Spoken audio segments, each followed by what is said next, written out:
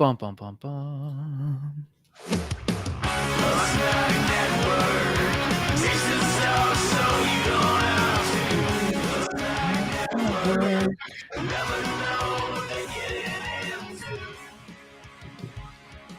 Never know what we're getting into here on the Snack Network. Dave, you have to turn the fader down, like to start talking. Welcome to the Snack Network Live for June 9th, somehow, 2023. My goodness. I'm Dave Moore. Joining me, of course, is Human Resources Manager of his own personal life, Curtis Lane. Hi, hey, that's me. Hi, Dave. Hi, how you doing? How's it going? I have mixed reviews coming in about everything.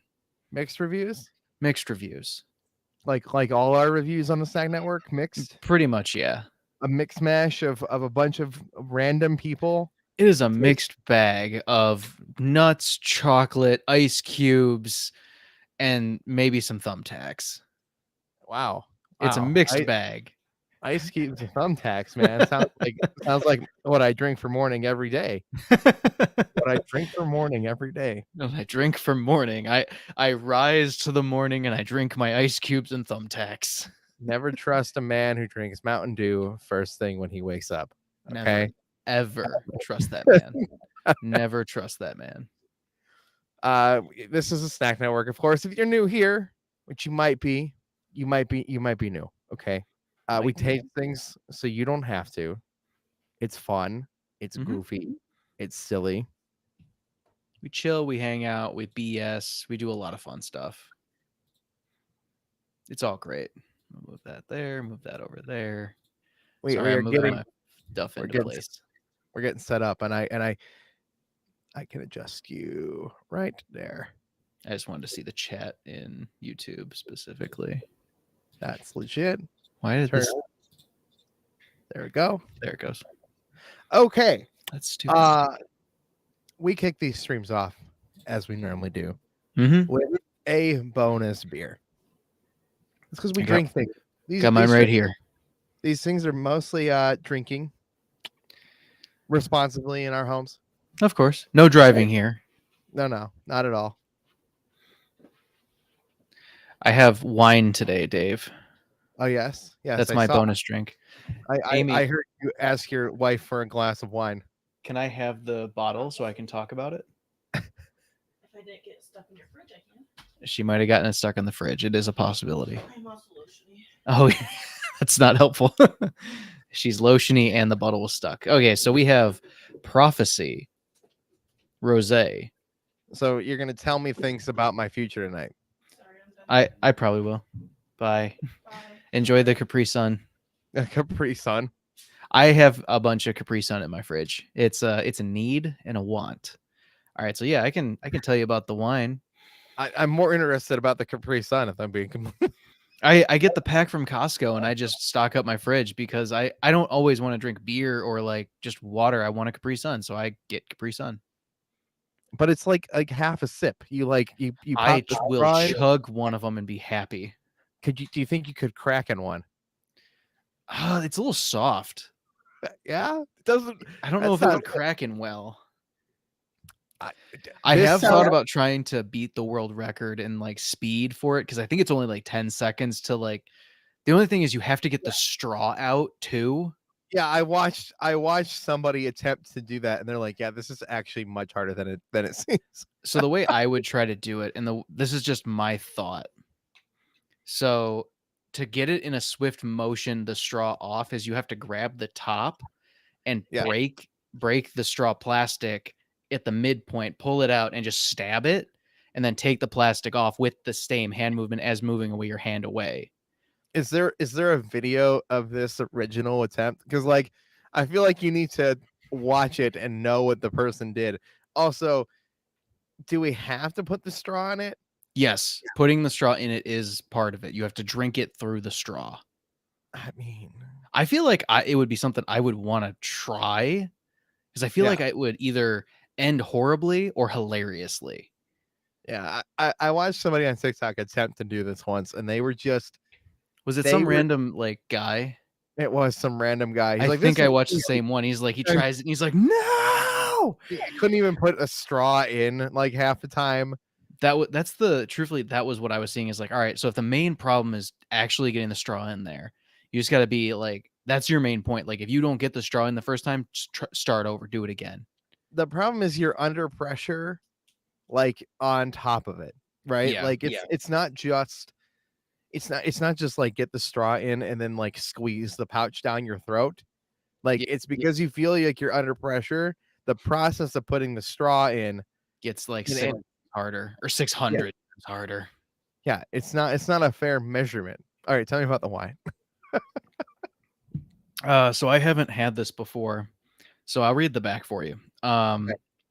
At Prophecy Wines, our inspiration comes from the beauty of the harvest and the possibility of greatness in a glass.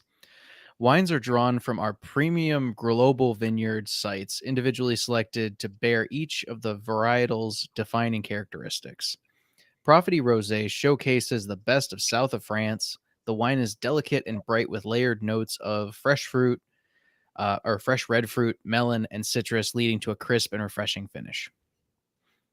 You know, the more things I read in a modern context, the more things I feel like Chat GPT could have wrote it.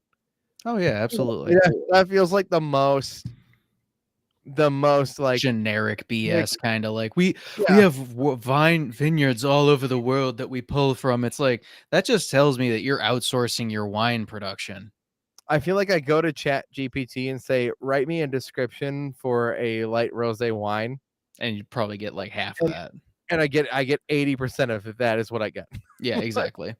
So yeah, I'm gonna try this. Amy says it's a little too melony. I haven't tried this one, so let's see. A burp when I'm trying to smell isn't helpful. I definitely get some orange peel to that. It's got some zesty tones to it. A little bit of honeydew melon. I'm getting that. All right, let's try it. Swirl those legs. Oh Ooh. yeah. I actually like that. It's lightly sour at the end, but she is right. It kind of has like a cantaloupe, little bit of like honey to it. It's really, to me, it's like a sweet and then like a little sour and then sweet again. I like this. It's nice. I'll drink the whole bottle. A cantaloupe taste doesn't sound like a bad thing. Mm-mm. Yeah. Amy doesn't like melon. Like she doesn't like cantaloupe or honeydew or anything like that. I've got a Bell's Fruit Quake series. Ooh, the Fruit Fight Tropical series or Flamingo series. So yeah, it's the Flamingo series Fruit Fight.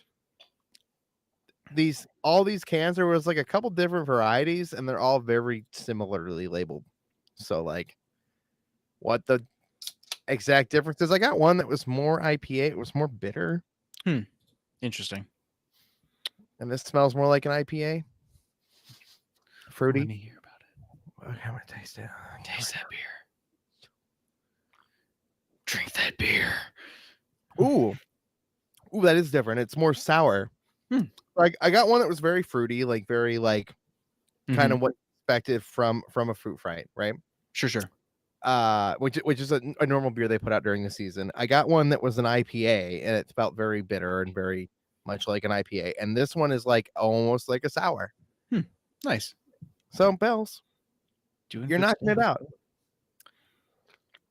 Also, to point out, it has okay legs. Okay. They broke really quickly. I'm assuming this isn't some very fancy bottle of wine. No, this is from Walmart. That explains the description. Yeah, Amy and I got back from Walmart like about half hour ago or so. We're going fishing tomorrow morning. It'll be fun. Yeah. Talk for a second. I want to see if I can do something. All right. Well, we're going fishing tomorrow morning. So Amy and I both needed well, she needed a pole. I don't have mine. I think it's at my dad's house still, and I don't know what kind of condition it's currently in. So we both got some new poles. I got a little bit of equipment, not anything fancy, just some Walmart brand Ozark Trail stuff, and just to go out, throw a hook in the water, just chill, have some fun, have some coffee in the morning, and do that. Okay. Where are you gonna go? Where are you gonna fish? I figure just like Wallace Lake or something to that effect. I might even go down to Byers Pond. I'm not really sure. Both would be good options, really. I'll see what she wants to do, how far away she wants to go, or see if she wants to try to hit up a portion of the river, or if she'd rather do like a lake. Our stuff isn't super fancy, so we can't do anything like serious, but like a pond or like a small area would be just fine. And I picked up some night crawlers too, so. I had ChatGPT Oh write goodness. me a description for a light rosé wine. Okay. All right, read this. And let's see how much. Oh wait, I know how this works. You got this. Come on, I believe in you.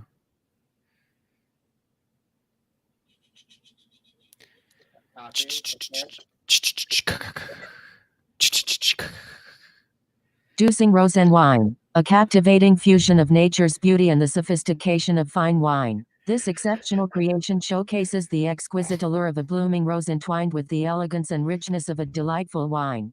Rosen wine presents itself as a symphony of flavors and aromas, blending the essence of delicate rose petals with the luscious notes found in the finest grapes. As you savor each sip, your senses are awakened by a harmonious dance of floral undertones and the distinctive characteristics of a well-crafted wine.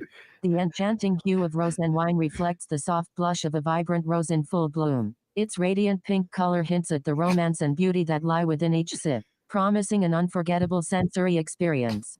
As you bring the glass to your lips, the fragrance of fresh roses mingles with the seductive bouquet This is of a script. creating an alluring aroma that invites you to indulge in its splendor. The first taste reveals All a I velvety said. smoothness. Write me a wherein description for delicate rosé wine. flavors of roses interweave My God. seamlessly with the fruity How and long mineral is this? profiles of the wine.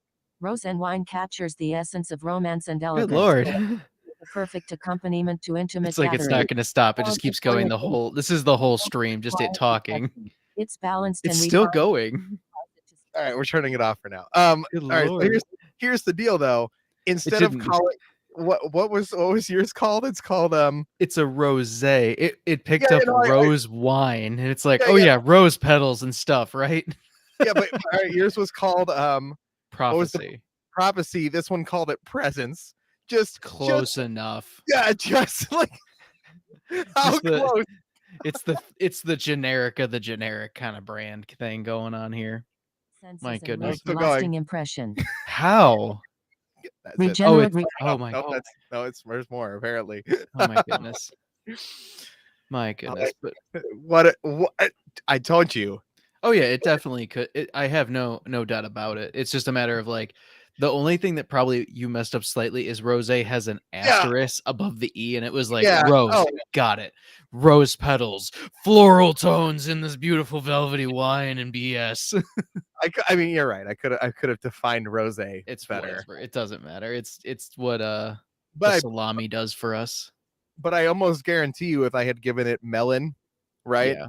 and the word vineyards in somewhere like French vineyards, which I don't know if that's even a thing. All I'm it would've thinking been- is ChatGTP going like the beautiful cantaloupe vines growing across the field. the problem is that it's not far enough off that it's No. bad. You know, like It obviously. used to be like a year or two ago. It was still funny. Now it's just sad and kind of like getting to the point where it's like, now people are losing jobs and stuff. I didn't write a poem for these Bud Light apple. Good. I don't want to do that again. That wasn't fun. It's But fun yeah, for Dave, that. tomorrow morning I'm going fishing. Okay, this is First time in a long Sorry. time. I Is turned it still back on. going? No, it's done. We're good. Okay, I was like, is it still going? But no, That's an I'm kind experience. of glad we went to Walmart because we found that thing that you've been looking for that I don't know if I want to talk about yet. No, Dave, we can you talk wanna- about it. All right. Bush peach, exciting. Yeah, Bush Light Peach. I literally saw it walking in the front door. It wasn't in the back or anything. Here's the question though. Hmm. Right? Will it meet the expectations of Bush Apple? I don't want to get my hopes up to that because Bush Apple's like up there in terms of like my favorite cheap beer. It's like Coors Banquet, Bush Apple, Bud Light Lime, Bud Light Orange, Bud a Light. Miller. Oh, Miller. Platinums are gross, actually. Now, as I grow up, I'm like, these are disgusting. These don't have any flavor. They taste like real random, like nasty water. I did it because I wanted to get drunk when I was young. That was the reality. Yeah, but the thing is, you taught yourself to choke down bad beer. Oh yeah, that was the beauty of it. But now I can appreciate good beer. I mean, I still like me a cheap beer. That's fair. A good cheap beer, there's nothing wrong about it, especially when it's nice and cold, especially the perfect scenario for me is it's a hot day. I just got done, like I've completed a strenuous task.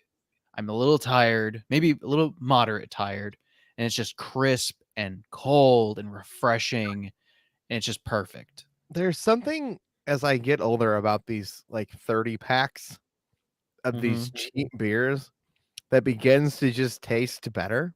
I don't know what that is. Yeah, I don't know why that's a thing. I don't know. It's probably because our bodies are trying to figure out an a substitute for Coca-Cola and just soda in general because it's so expensive now. It's cheaper to buy packs of Natty. I want you to understand today. It was cheaper for me to buy a 30 pack of Busch Light than it was for me to buy 3 12 packs of Coca-Cola. Which is technically you get 6 more cans of Coca-Cola. It was $36 for 36 cans of Coca-Cola. I'm not shitting you at this point. I believe you. At Walmart of all places. At Walmart. And it was $22.36 for 30 cans of Busch Light. Just what the hell is wrong with the world? All Coca-Cola is soda water and corn syrup and flavor. That's it. I don't understand why society is going to force me to. I'd rather drink multiple cans of Natty of beer. Yeah, you'd rather just have like a crappy light beer than a soft drink. It's like, why is that the better option? Which is just insane. We should have never gotten to this point. I also question, has beer just stayed cheap as hell? Is that? Yeah, beer has not increased in price for the most part that I am aware of. Don't worry, it's just me. Or did or was it even cheaper when we were younger? Was my dad's pack of Natty cheaper?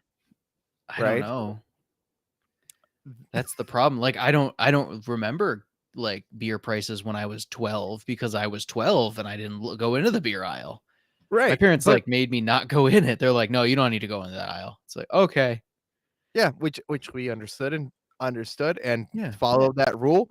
And the reality is like today, I'd argue that is more important when we've got companies like Mountain Dew putting out hard Mountain Dew. We've got this is really easy to blur the line between a soft drink and a hard soda. Right. I agree with you. Robbie, Bobby Miller, and Shaq. Good old Robbie, Bobby Miller. Hey. Snack producer. Extraordinaire. I don't know. Bobby Miller. Hi. You missed some wine talk. Yeah, good old. I gotta do that more often on the channel. I feel like just talk about wine because I did the 24 days of wine for that Aldi wine advent calendar, and I hated life at about like 20. I'm like, I don't want to do this anymore. you gotta make something about like that's good. Like we gotta make something like here's the reason to like wine. Well, truthfully, when I'm going to California, I'm not gonna say, "Hey Rachel, how's it going?" I am gonna say, "Hey Rachel, how's it going?" I'm not gonna say when I'm going or like specifically where I'm going, but I'm going into California in a specific wine growing region at some point, and I will be doing some reviews because I have multiple wine tours I'm doing, and I feel like it's gonna be fun. I feel like the dynamic for wine on the Snack Network.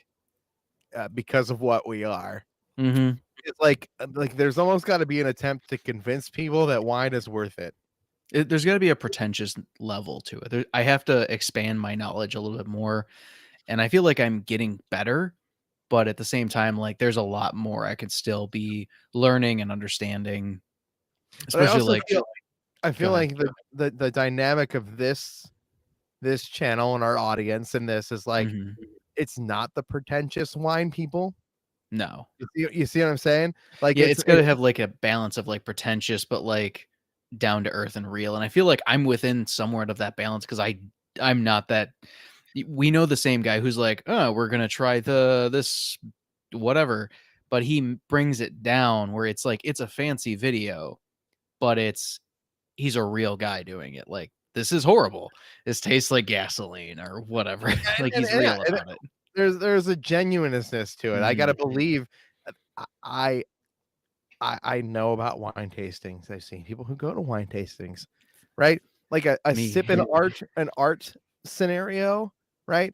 Mhm. Totally cool, right? But the people who like dress up and go somewhere fancy No. and drink wine and sit there and talk about legs, like get out of here. I wanna tell you something funny. So my old neighbor, I won't tell you his name or whatever, but I don't even know where he is in this world anymore.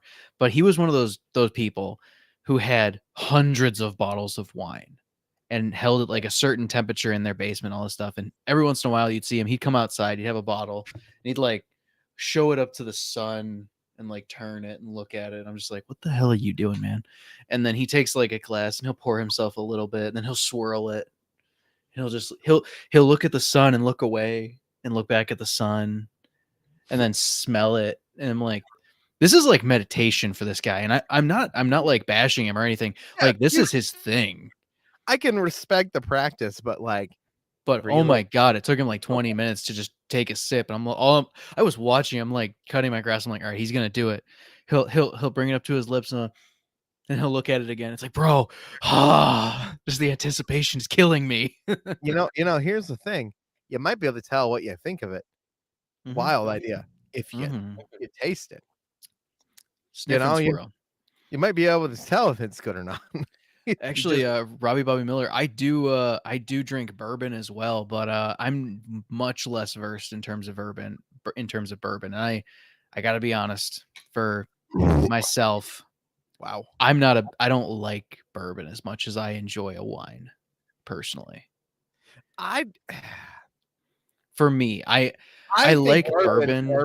bourbon, whiskey, these hard kinds of things like Mhm. exist only to make people drunk faster. Yeah. I mean, I told you what happened at my new neighbor who I actually really enjoy. He's awesome. He and his wife and their baby are amazing. But their baby shower was bourbon themed. I told you what happened, right? Yes. How Yes. wasted I got because their friend kept handing me alcohol, and truthfully, like he was giving me some good bourbon that like tasted like vanilla and sugar and cinnamon and cherries, and it was good. And I assume I probably can't afford that bottle. But when you're drinking like 3 to 4 fingers of whiskey or bourbon, ah, Yeah, there's a difference. There's a mhm, distinct difference between it. there is. Beer I'll is bring for the some of the poor best man bourbon like in us. September. Yes, please. Ooh, I love wild turkey honey. It is good. Robbie Bobby Miller, you are correct. Right. Turkey honey is good. Personal favorite is I liked Jack Tennessee honey for a little bit. And I got into a single barrel bourbon that was made up in Michigan a few I years like back that I just loved. I like bourbon aged barrel beers, like things Yeah. that have been used. Bourbon has been used in the process. I will never forget um this. Oh. There was a burger place in Lakewood that was opening. It was Burgers to Beer, which is just a chain of burger places, right? Oh yeah, I And remember they that. had they had a Luther burger, which was a burger with two glazed donuts as the Yeah. buns. It was so good. It sounds so wrong, but it was so good. It was bacon, burger, and donuts. Oh, it sounds anyway. Point being, before they opened, they had like it was part of like a Lakewood festival event, a local event, right? Yeah, yeah. And they're like, all right, we're giving out samples, and they were giving out these bourbon chocolate balls. Ooh. Yeah, it sounds great, doesn't it? Sounds fun. You're like, oh, cool, bourbon balls. And then they hand you one, and you're like, cool. And you're like, do I just eat it? And they're like, yeah, you just eat it. Just eat the thing. This is like the texture of a brownie, Mhm. Okay, but all you taste is the strongest bourbon taste. Like you're like, this is kind of a chocolate brownie, but it feels like I soaked it in bourbon, dried it out, soaked it in bourbon God. again, dried it out until there was no brownie left almost. And it is just chunky bourbon, and it was so bad. I mean, no wonder they're not there anymore. That makes sense. I Bobby mean, Bobby, they have a before- Wild Turkey American Honey Fire. So it's like fire and or fireball and fake cinnamon. It puts it to show. Okay. I mean, Puts fireball most, to well, yeah. most things put Fireball to shame. Let's be If you're above 25, and this is a hot take for me at least. I don't know if it's actually a real hot take. If you're over 25 years of age and still drinking Fireball whiskey, get some help. yeah. It's not good. There's not a good. reason they sell it in like the little novelty things. It's supposed to be a joke. You can like- put it in stuff occasionally, Get anything else. but you can put it to something else. I have We been. made homemade whiskey once. Oh, Yeah. Oh yeah. It was Wait. good. did you like distill it or did you just flavor it? I did not do it. I don't Oh, have the okay. details. Rob did it, but Rob would probably distilled it. Let's That's kind of illegal. well, That's very illegal, actually. I don't know. Listen. I'm gonna assume for the sake of this podcast or the sake of this live stream that it was he flavored it himself because you can get kits for that. I'm sure I'm sure it was that. considering the entire circumstances around the rest of the situation, I would assume that nothing illegal was done. Yeah. Right. So what Amy got me a similar like a thing for my birthday a couple of years ago, and I've yet to do another one because I just can't find the baseline. So you can buy unoaked bourbon, which is just the raw spirit. It's White Buffalo, I think it's called. Okay. So you get that, and they give you these smaller bottles, and they say, oh yeah, you can add wood chips and vanilla bean and cocoa beans and like stuff like that. This sounds more correct. Yeah, and you add flavor notes and profiles to it, and you let it soak for a little bit. Then you strain it out, and then you have a flavored bourbon. The best thing he ever made was pickles. I'm never gonna let those pickles go. He should make them again. Make him do it. He did beer. He did beer for a while. It's good. I can't wait till. So my next thing that I'm doing, Dave, and I want you to know this because it will be eventually it'll be within your lifetime. So Yeah. so Sure? I don't know if it's going to be this summer or next summer. I'm going to buy some blueberry bushes. I'm going to do probably 2 blueberry bushes and maybe a raspberry I'm thinking of just for me because I love raspberries. I love raspberries too. They're just so good. But I'm going to do them in the big potting plants. So that way they don't go everywhere. And I can keep them maintained. Control But it. yeah, exactly. But I was going to do those by my patio. So that way I can do blueberry wine and like blueberry mixed with like blueberry infusion wines with the actual grapes. Hey, Laura's library card. How you doing, Laura? Good to see you. And ghost pepper in bourbon. Ooh, that'd be rough. Yeah, I feel like you added burn to burn. Dude. You added the burn going in and it adds it coming out. Extra burn going down, extra burn coming out. Significant. It's also going to go right through you. Right through you. Happy Friday. Thank goodness it is Friday. It has been such a week. Dave, I don't know if you've been experiencing it. I've gotten the rough, but I got to do some volunteering this week, which was kind of great. Yeah, with my job, we all went out and we painted some lifeguard shacks, which was great. Really great team building together. Jeff is at a Indians game, Laura. He is at a Guardians game. Excuse me, I'm still not used to it. I apologize. I still call it Jacobs Field. Listen, I don't talk about it enough. I'm not specifically trying to be that guy. I'm not used to it yet. I'm sorry. Yeah, he's at a Guardians game. Thank you, Rachel. I appreciate it. But yeah, I forgot where I was going.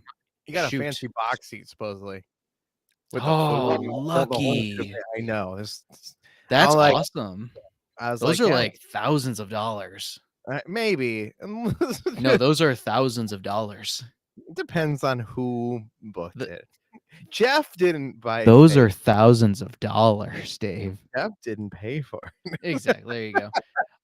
Truthfully, I watched 80 for Brady, you know that movie, and so apparently I had to look up how much a box seat to the Super Bowl was. Okay. So a one seat to the Super Bowl, approximately, well, that Super Bowl that's in the movie, which is like 47 or something, I can't remember. It ranged from $600,000 to $1.2 million. And then I looked up in Google. I'm like, okay, how much does it cost to book the box area? And it's like, oh yeah, that's like 10 to 15,000 or 10 to 15 million dollars. And I'm like, people just do this. There's a TikTok comedian, Curtis, coming to Akron. Okay, I forgot. It's like Ryan Craig or something. I forget. Rachel will know in chat. It's not Ryan Craig. Anyway, he's coming to Akron, like the cheapest seats, like as far away as you possibly could be. Sure. $600. Screw that. Like, are you? I'll watch him on TikTok. Yeah. I'm already feeling this wine. If you can't tell, you out of your mind. Taylor Swift tickets. People are paying $1,500 to sit in a behind the like stage. in the nosebleeds. Like not even then you're literally behind a big pillar of audio equipment. You won't be able to see anything. Yeah, there's no point. Like just listen. I understand. Close like your eyes. Go buy a pair of $600 headphones. Truthfully. Go get the raw audio off of like get a record. Get a record or go get like oh my god real. Like you could totally get the whole thing like what you do. Yeah. So to your point, so you get a sleep mask to block out all the audio, to block out everything. You get truthfully a pair of the headphones I have would be great. The Sony XM4s, XM5s. You get an Audio-Technica record player from Target. You just go to Target and get these things. I mean, no, they have all this stuff. If you're gonna spend $1,600, no, we're making it. Let's get you the best experience you can. I mean, truthfully, at if we're getting a record is the thing. Like, there's only so good of an experience you can get from any audio equipment. So like I would say just get an Audio-Technica. They have $150 record player right there. Get a pair of my headphones and buy the entirety of Taylor Swift because they have every single album that she's ever put out there. And then get yourself a sleep mask. And, you want to make it a nice experience. Get yourself a nice foot spa, so you can just relax with a nice little bubble bath for your feet and get a nice exfoliant for your face. You can do the whole you can have it a night. I would love this. You can get like 3 bottles of wine. You're set. Maybe some chicken nuggets. I guarantee you that experience would be better than sitting behind a wall of audio equipment where you can't see anything, listening to a bazillion girls scream their heads off, scream the lyrics so you can't hear Taylor Swift. Yeah. Like it's not worth it. No. So I went to Trans-Siberian Orchestra. Like it was before COVID. It was before I graduated my master's degree. So it was probably like 2015, 2016, give or take. And I had like 3 rows from the stage seats. Yeah, I only spent $70 a piece on those things. Yep. And Trans-Siberian Orchestra is an experience. Like it's an amazing show. What I'll tell you, the most annoying part of that comedian, it's being $600 to sit in the farthest seat away. Is one, he just makes fun of the audience, so he's never going to see you anyway. 2, the cheapest Adam Sandler seats were $40. It's cheaper to go to Adam Sandler than this guy off TikTok. That's really sad. I'd rather see Adam Sandler. Too. I mean, you did. It works out. I did. Right. But like that argument is just, it just blows my mind. And these people are buying tickets to this. I went to see a improv show not too long ago. I think I did it for Valentine's Day with Amy, and it was the Flanagan's Wake. I think I might have talked about it already. still one of the funniest shows that you can see up here in Cleveland. Like, it's so hilarious. It's interactive. It's different every time. I'd rather go to a show like that where I'm supporting like a local group of artists in the Playhouse. And it's just it's so much fun because you can interact with them. This is my other argument too. If you're gonna spend this kind of money, like go to the real shows, you know. You could do better things. You could go to literally you could go to like 20 of these open mic shows where these dudes are literally performing just to get free beer for the night. Okay. Yeah, pretty much just to get like a meal. Yeah. The like the Flanagan's Wake, I think it was like a total of like maybe 40 or $50. It was not expensive. Yeah, they're doing sets for peanuts, guys. Yeah, but it was hilarious, and you get a seat like really in the show. Like they come up and down the aisle. It's not a huge theater or anything, but they do them so often. But yeah, they're like doing the show, and they'll be like, "What? The thing that does what?" And they'll prompt, and like if you're the first person to say it, they like point at you. You're like, "Yeah, that." Yeah. Or it's Curtis. Yeah, what's up? I saw you pour more wine, but I did. But I'm ready for the first beer. Okay, I'm gonna go we're gonna do green apple first because I green think apple. All right, I'll entertain. Sense. Okay. So for the 2 people watching, which is probably me and probably Rachel, I'm not even sure at this point. Thank you for watching the Snack Network. We appreciate you. We are sponsored by no one. I am drinking Prophecy wine with my favorite murder, or my wife's my favorite murder glass, which is This Is Terrible. Keep going. Kind of a signet to the entirety of life. You know, it's terrible. We all just keep going. We just keep rolling, sipping on. I corrected. It's crisp apple. Crisp apple. I'll go get it. You want to talk to the people now? I'm gonna do something real quick. All right, I'll just keep talking. Oh, Bobby Buller's in chat. Yeah, that's life right there. Robbie knows what's going on. I can't wait to meet him in person or meet them in person. I'm not sure how they clarify. It's gonna be a blast. I'm excited for it. I'm great to do some magic. Oh, Robbie. Oh, you're gonna do Robbie, I have a surprise for Dave that I'm not gonna tell him. I'm not even gonna tell him now. We're not gonna tell him. I have a fun thing where I got a business card from somebody who does stuff, and I'm gonna have them come over. I'm probably gonna pay them to come, and it's gonna be great. Okay, you have to coordinate at least. No. I want a time frame that is acceptable, and that's about it. I will tell you nothing else. That's what I'm saying. We have to at least coordinate. It is fun. But Bobby Miller I feel like they'll enjoy it. I enjoyed it so they were at this person was at a Mexican restaurant that I went to. Stripper? No, it was a family establishment, my friend. No, I just think it's one of those silly things where this gentleman was just trying to, I might even tell you, I don't know. It might not be that good of a surprise. It'd be fun.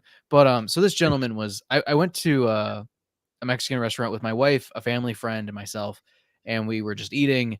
This gentleman came up to us. I'll just say it. Screw it. Whatever. He's a balloon artist.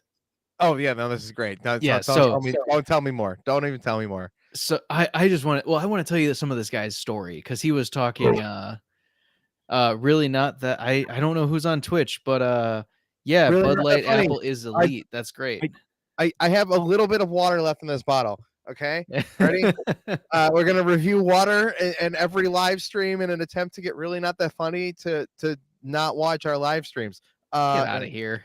Just kidding. You're really they're awesome. But yeah, so he comes up and he's like, well, it's like lemonade, and by lemonade I mean lime vinegar because prime sucks. No, this guy was great. This guy was absolutely amazing. He's funny. He's on TikTok. I think he's on TikTok. I can't remember. I'd have to look at his business card, which is over there. But he's just trying to make it in the balloon and magic industry, and he's good. Like he was great. But yeah, great with kids. If I don't know if any kids are coming to Snacktacular, but I think it'll be fun. I think it will also be fun with a bunch of drunk adults. I was gonna say it's all adults. It is all adults. It is an adult adults only event for many reasons. So I can take including- my shirt off. Got it. No, because Twitch will still ban us. Dag for nabbit. nipples. Like, What if the I wear a negative. bra? Listen, they didn't get banned when they went down a slide out in the snow in their underwear, but they did get banned when they did take their shirts off. So, you know, Got just it. you gotta follow the guidelines set by Adam Leonard of the Megadads. Like, Really not that funny. Free the nip. I agree. no, not on Twitch. Don't say that you're over on Twitch. They'll ban your account.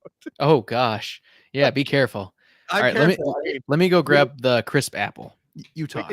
I could get banned on Twitch. All right, so here's what we're gonna do while we wait for Curtis to come back. Our friend Teresa over of the band Now or Never performs under that name. Is releasing singles for her new EP coming up. But recently she dropped, as of today, Ecstasy. It's a remaster of one of her previous songs. We're gonna play a sample for you, and go check out Now or Never.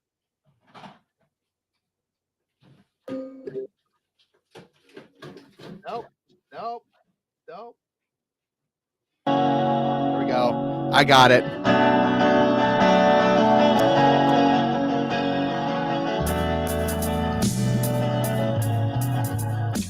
Some real chill music right there. Every day you see you walk my way, hand in hand with that girl again. I can see that you're not with me, but I don't know if I can let you go. You sunk your teeth deep down inside of me, and now it's like you are my disease. That is the beginning of Ecstasy by Now or Never. Teresa, friend of the channel, her new single, part of her new EP, came out today. This is available on Spotify. Go give it a listen. Go give it a stream. And if you want, it's a very spirally song. It very much goes into dark places, mixing into a very strange vibe. But if train stuff, cliche,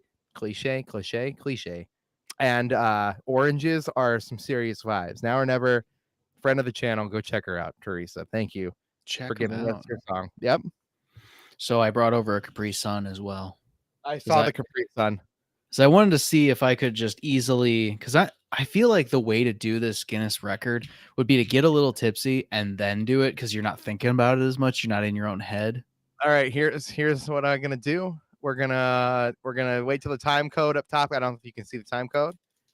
We hit a solid 43 minutes, so in approximately 10 seconds, Curtis, we're going to time you. I'm ready. And see how fast you can get down an entire Capri Sun, starting now. Oh, I already messed up. Oh, it's hard. I was trying to, so my point to start. So it hasn't even broken yet. So the pointy part's up here, which was kind of different. Usually it's down here. So I'm trying to figure out like what's the best way to get it out of there without like doing, oh wow. All right, Blurry as all heck. Are you ready? Are you ready again to try? Yes, I'm ready again. 3, 2, 1, go. Okay. Got the straw. Shit. We started at 30 seconds after the minute. We are at 43. It is now at the record time. Now we continue. In approximately Didn't get it. 17 seconds. We give Curtis a 17 second. Yeah, he didn't even finish it. No, I got about 17 seconds. There wasn't anything left in there. I was just sucking out air. I mean, yeah, it's much more difficult. The main hurdle is the straw. Oh yeah, 100%. Because the straw doesn't. It's so freaking flimsy. Like I'm gonna be honest. I broke the straw twice. Yeah, like there's 2 kinks in it because it. And then I was like, all right, well, I gotta get to the bottom base of it. And then I still have some wrapper on it because it kind of just stuck through. It's also partially the pressure. Yeah, it is definitely the pressure. There's the plastic.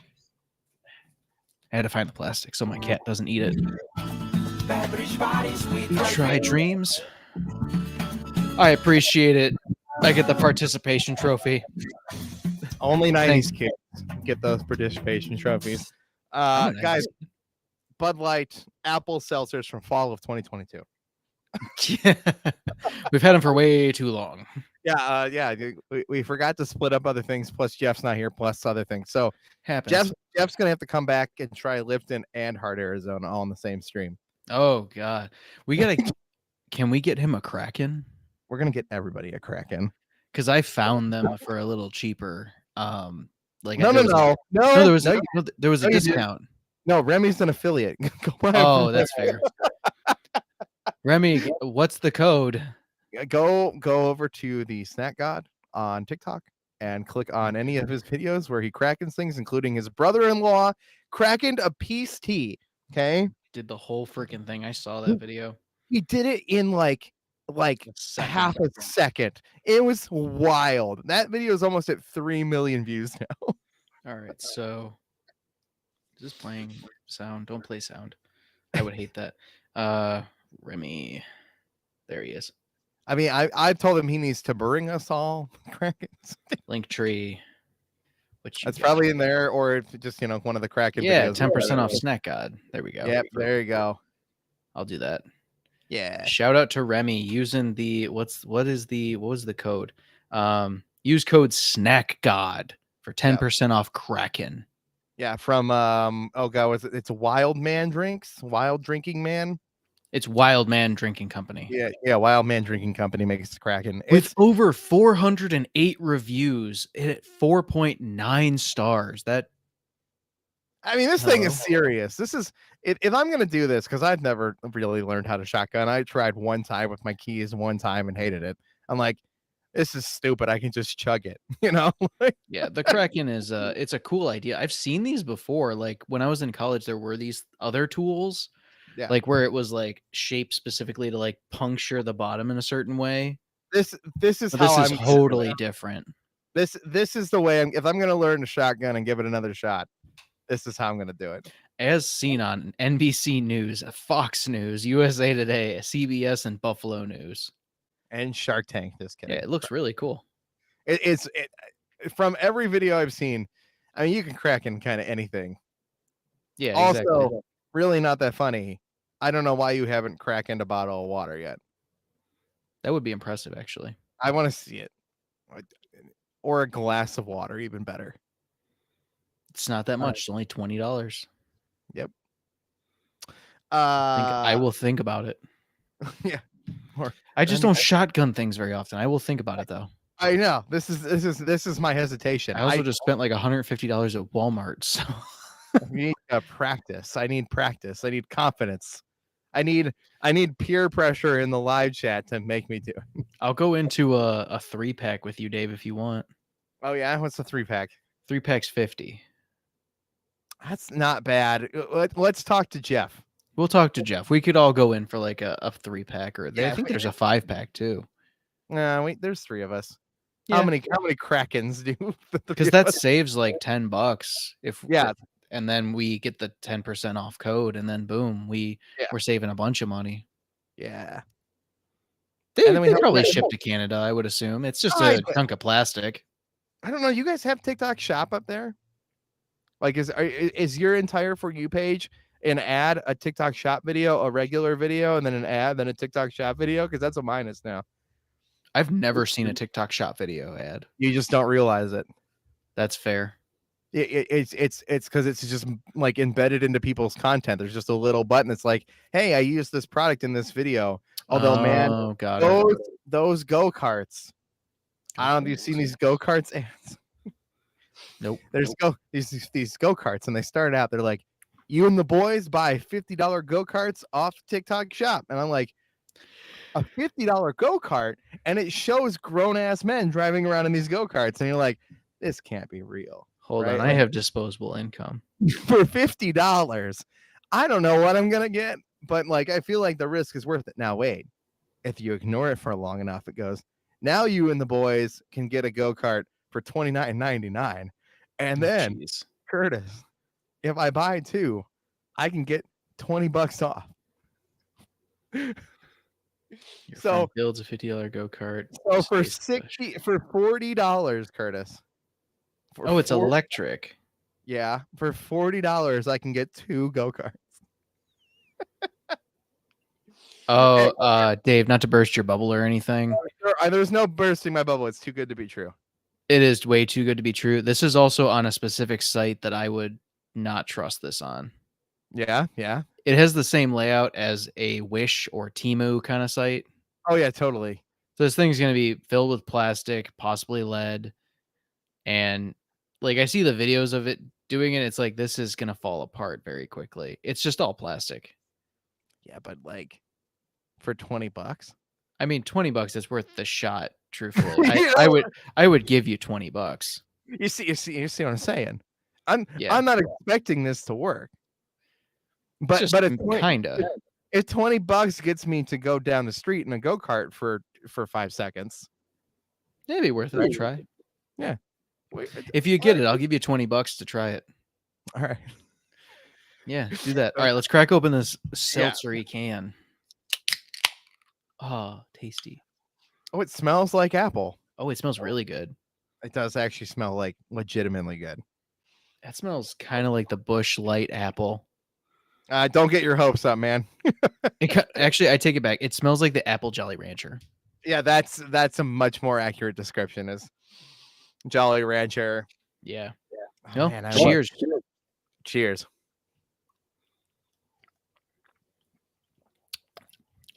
Apple Jolly Rancher, 100%. That's decent. That's good. Dare I say it? I don't taste any alcohol. No, just truthfully, if you called this an apple teeny, like you put this into a glass, if it's green, you could BS somebody and say this is an apple teeny. Yeah, that's wild, man. That is wild. It doesn't taste anything like alcohol. It doesn't taste like Bud Light seltzer. No. It tastes tasty, man. It's still seltzer, right? Like it's not the most wild, crazy flavor in the world. No. Huh. Oh, so got a negative story I can tell you. I'm gonna leave some names of businesses out for all right legal purposes. Through Netflix. Oh no, it's not that. So I told you Amy was in a car accident, right? Yeah. She's fine. First off, yeah. We've already established that. Amy, my wife, is fine. She was in a fender bender. Someone had hit her from behind, so her car's now totaled. Oh yeah. Yeah, we weren't expecting that. So the car's totaled. So we're not getting it back. Why? Okay. So that's the first point. How do you go from a fender bender? So my assumption, because I haven't seen, the problem is the company that was the other party's insurance has not given us any paperwork, has not giving us any information regarding the current status of the vehicle, and hasn't given us any confirmation of any claim amount of money that we're supposed to be getting. That's a problem right now. Yeah, and I've already contacted a lawyer for legal representation, possibly. So we'll see how that all plays out. But so the main problems were that the thing that I assume is the frame is bent. Yeah. And that's probably the real issue, is the car is no longer physically safe to drive. Ugh. And to get it back to working order, we'd have to claim the car, get it repaired, salvage the title, have a salvage title built, and then go through the state of Ohio to re-inspect the vehicle to possibly get it deemed safe to drive again, which is bullshit. Yeah. So we're like, okay, well, we're not going to do that. So what we're doing right now is we're trying to work through getting a settlement with the insurance company that is using like weird terminology and like very forceful tactics to get us to like close out the account and everything. It's like, no, I'm not done talking to you. We haven't gotten to a good agreement yet, which they already have closed out the account without any say from us, which is hilarious. And once everything's said and done, I'll tell you the name, but I'm just furious with this company. They are a absolute dog shit company at this point. Because do they they don't have any advertisements out right now that I'm aware of. I'll put it that way. Okay. Do they control a major space within the city of Cleveland? I have no idea. No, it's not that company. Okay, because I'm fighting with them right now. No, not that. So I'm not going to say the company. I'm not going to give any hints to it. I don't actually know the status of where they are, to be honest with you. So the way that they're putting it in quotes, and I'm quoting this, is they're giving us a wholesale cash value for the car, which is approximately $11,000, give or take. Yeah. Problem with that, you can't buy that car for $11,000. Period. Yeah. That car goes for $17,000, and that's like average retail price. Yeah. So my problem that I spoke to the lawyer on is like, there's a large difference between what they're saying is wholesale cash value, which I wasn't expecting to lose my car, or my wife wasn't expecting to lose the car. Like, there's the real problem right there. Was the I car, need is the like a car mix. fully paid off?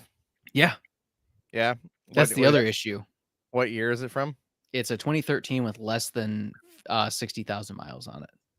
Gross. Yeah. Gross. It's Yeah. totaled. That's the Yeah. problem. The only positives to this are I have my dad's car, which still fully functioning. My wife is going to be driving my vehicle, and You she's don't fully go insured on a that. lot of places, right? So I work remote. I'm fine with my dad's car. That's perfectly fine. I want her to have a safe, reliable vehicle. And the real issue that I'm still stuck on and still royally pissed is, how are you calling this a wholesale cash value when I can't buy you can't buy a new, like, the same vehicle for a wholesale cash value, period. Now, what the lawyer had told me was they should be looking at what a fair market value is called. And I'm going to have to do some research and my own digging to fight this company and say, and truthfully, I'm just going to make their life hell for as long as I can until they give me what I want. yeah, that's kind of what you do.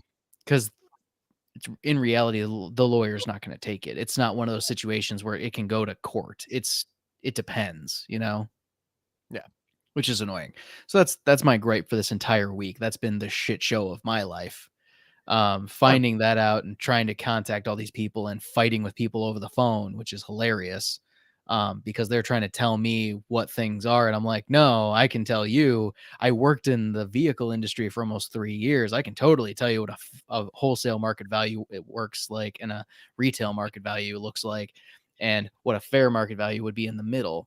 And I could totally get, like, meet me in the middle somewhere, Yeah, it's not a brand new car. There's No, it's not a brand new car. I wouldn't say, like, what they were saying is $11,000. Retail's going for 17. Meet me in the middle, 14, 15. Yeah. I'd be happy. That's fine. That's fair. But no, they're not even, like, allowing that. I mean, the problem is you shouldn't have to buy a new car. No, I shouldn't. That's the reality, is I shouldn't have to buy a lesser vehicle with the money that is provided from that company. But I digress. Hey, Emily, what's going on? I'm just bitching about insurance companies and hating other people. That's all. Emily will fight for you. Emily, we can fight. I've You seen- and I I've will seen- fight for him. I've seen what she does. She'll get angry. She'll fight it for you. I'm at the point where we're just gonna go collect the personal items from the car, because the car's theirs. Like, that's the end all be all, which is kind of annoying. But we'll get it figured out. Yeah. Did she drive it after the fender bender? Just curious. Just a little bit. Like, she got it was on like what was the first? It was a Thursday. I think she drove my car on that Friday, and then there was a weekend, and then she has had a rental car this whole week. Right. But yeah, But so it didn't get towed out of there. No, it was driving. It was fine. It's just the thing is, I think the back end. So when it was hit, the whole back end's crushed in a bit. Like, the trunk won't open. So my assumption is the sides, the whole frame's probably bent, is my assumption. Yeah, it's a little bit more than a fender bender. Yeah, it was. The person hit her at probably about 30 to 35 miles an hour, and royally screwed that frame, which it sucks. Yeah, good thing she's fine though. That's what matters. I'm the happiest about that she's okay. At the end of the day, it's a car. It sucks, but it's just a car. Exactly. At the end of the day, I can replace a car. I can't replace my wife. Correct. Yeah. My wife is fine. I'm happy for that. I'm just annoyed that the company that I have to work with is just a piece of garbage. That's all. Makes my life way more difficult, especially with like Dave, you already know the other stuff I have to deal with on the other side. Yeah, Yeah. yeah, it never ends. Yeah. A Did you thing finish that already? No, a thing that's not bad Oh, though. I want to bring us back on a spiral of happiness. sorry. This is good, guys. Yeah, They're never it gonna. is really These good. are probably never gonna come out again, but They got the Maybe. sangrias out now. maybe in the fall. Everybody got talked into those Truly, the red, white, and blueberry Truly packs. The garbage. Yeah, and they're garbage. And you know how we know they're garbage? Because we tried a bunch. Truly's just not as good. You okay? I was trying to read the chat because I see a new name there. It was Emily and then Spooky Nate 1 Kelly. Spooky Nate. Because all I get is Spooky Nate 1. Spooky Nate 1 Kelly. Happy Hi. faced with hearts. Hi. What's up? Welcome to the Snack Network Live. I actually agree with you, Emily. The mango is really good. The cherry isn't good.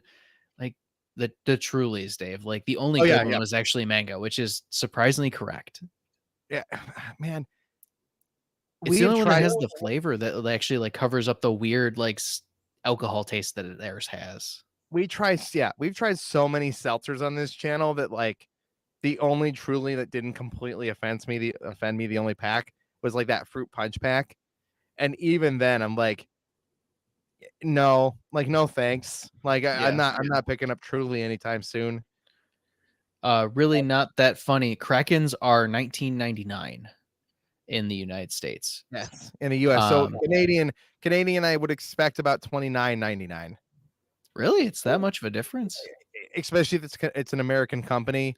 That's fair. They're going to be transaction fees and all that other stuff. Yeah. But like currency wise, I'd expect like 25, right? Canadian. Mm-hmm. But with the currency and the shipping and the whole shebang. I want to go to Canada still. Just random weekend, do it. You can buy a video game in the United States for $70 and they're $100 in Canada. Ooh, 41 for one with shipping. Whew. Ooh. Is it wait? That's 41 with shipping. Like that's the total. That's a little much. My friend Jack, just drive down here. It's going to be cheaper for you to drive to my house. I'm only a couple hours away, and I'll just give you one. We'll get the 5. We'll buy the 5-pack. We'll give a couple out. Yeah. We'll round it out. It'll be cheaper for you to drive to my house. barely. It'll be about the same. No, Emily, you can't just use a key. You got to use a Kraken because then we can support Remy. Yeah. Go. You got to use Remy's code, Snack God. Yeah, no keys. I never had luck with the keys. That's what I'm saying. I tried like one time with the keys. Like somebody's like, all right, Dave, you're going to shotgun up here. It's like, cool. All right, let's do it. And I tried and I was like, this is stupid. Like, this is dumb. You're like, I made a mess. Yeah. like there's a mess all over. I can just chug it, guys. Like, it's fine. Like, I don't. Oh, Dave, you want to hear something kind of funny? Yeah. Something really not that funny? It's funny. It's funny for me. So I keep getting this notification from Indeed, right? Because my Indeed profile has always been active. It never turns off or anything. Emily, real quick though, she's old school. I'm always going in with a key. I've also used scissors. That's intense. Scissors is wild, man. I remember there was a like a thing with a Coke can where if you pushed your thumb in like the barcode, it would break. I do not recommend that at all. Do not try to pierce an aluminum can with your thumb. You will cut yourself. Snacky Snack is here. What's up? Sup? Hi. Or in the way you said it. Hi. Oh, but so I keep getting the same contact from like the same person who's like, hey, are you ready to learn more about this job? And I'm like, no. I have a job. Thanks, Indeed. Well, I also just look at it. I'm like, ooh, this is horrible. This is a bad job. Like you look at like the Glassdoor and like the fishbowl, and you're like, 1.5 star overall company. Maybe not. It's like scroll right past that. Oh yeah. I get the notification that my music's too loud all the time. Is that bad? From my what? headphone. From my Yeah, it headphone. is. You should My- be tone it back, dude. You only get Yeah. one pair of eears. Yeah, true. What are you gonna do when you don't have ears, Dave? You know, I can't say. That's fair. What was I gonna say? I was in I was sitting down here, nothing playing, nothing at all. My watch goes ding. I'm like, yes, watch. It goes, you're in a really loud environment. I'm like, You're just like, what? I am. They're like, yeah, if you don't get out of here in 20 minutes, you're gonna suffer permanent hearing loss. I'm like, I don't hear anything. Oh no. There's like Literally, secret sounds that are already gone to you. literally yesterday. Literally yesterday. jeez. I was like, good God. Actually, speaking of like Apple Watches, I just bought a smartwatch. I think I told you about this like the last time. Didn't It's you still not order- here. You ordered from Wish, right? No, I ordered from Amazon. Oh, I got I follow this page. It's called Austin's Deals. It's on Facebook. I don't know the guy. I don't endorse him or anything, but he posts like random deals and stuff. And there was one. I'm like, oh, smartwatch, 70% or what was it, 50% off. I'm like, oh, click on it. Why not? I'll check it out. And it's like this unnamed, or it's like this generic-y looking like iPhone kind of thing, or Apple Watch kind of looking thing. I'm like, oh, that's kind of cool. Clicked the coupon. It was like, okay, half off. So it's like goes from like 280 to 140. I'm like, that's still too much for a fake Apple Watch. Then I like happened to go into my cart and it says secondary discount applied. I'm like, excuse me? I love those. It brought it down to $20 total with shipping. And I'm just like, screw it. Why not? Let's try it out. How I'm feeling about these $30 go karts, my friend. What's the worst case scenario? I lose $30. I don't get a go kart. Exactly. I've spent $30 on all sorts of stupid stuff. I spent $20 on, or $25 on Bush Peach. It's an investment. If it's not good, somebody's helping me cracking those babies. We still got like 15 cans of Natter Days pineapple. All right, God. like come finish those. These 30 packs we have to buy to review just one. So stupid.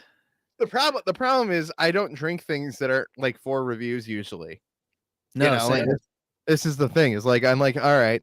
I was drinking a can of Mountain Dew Voodoo 2022 today.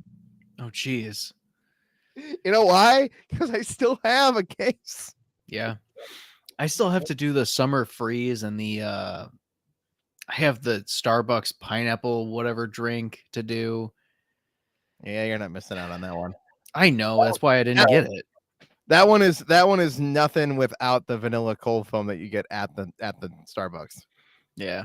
I'm trying to figure out where I want to go for breakfast tomorrow. I'm thinking Dunkin', but at the same time I'm thinking McDonald's. Yeah, and McDonald's breakfast sounds good. McDonald's has the better breakfast food. I think Dunkin' has maybe I'll go to Dunkin' and McDonald's. I do that. We do that. I'm gonna be weird. Emily says McDonald's. It's like, all right, throw up your vote in chat. Should Curtis go to McDonald's or Dunkin' tomorrow before he goes fishing? Here's the question, Emily B. The true question is, do you like the sausage biscuit from McDonald's? Sausage biscuit Dave. My goodness.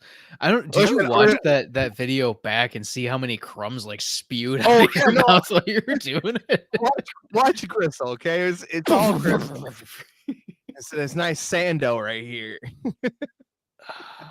What's up, Primals? What up, Primals? I've had it, but she gets the McGriddles. That's a winning sandwich right there. That's fair. No, so Gristle eats like a monster. He's just better at doing it than me in the best way. I'll tell you though, that sandwich that I made basically just because Gristle loves to just combine food. That's what he does. I was like, I'm gonna get a sausage biscuit because that's what I would get. Put that hash brown on it and put bacon on it. That thing was fire. You have not lived until you bit through a sausage biscuit, a hash brown, all at the exact same time. It was so good. I have to ask my wife something really quick. Can we get McDonald's breakfast in the morning, please?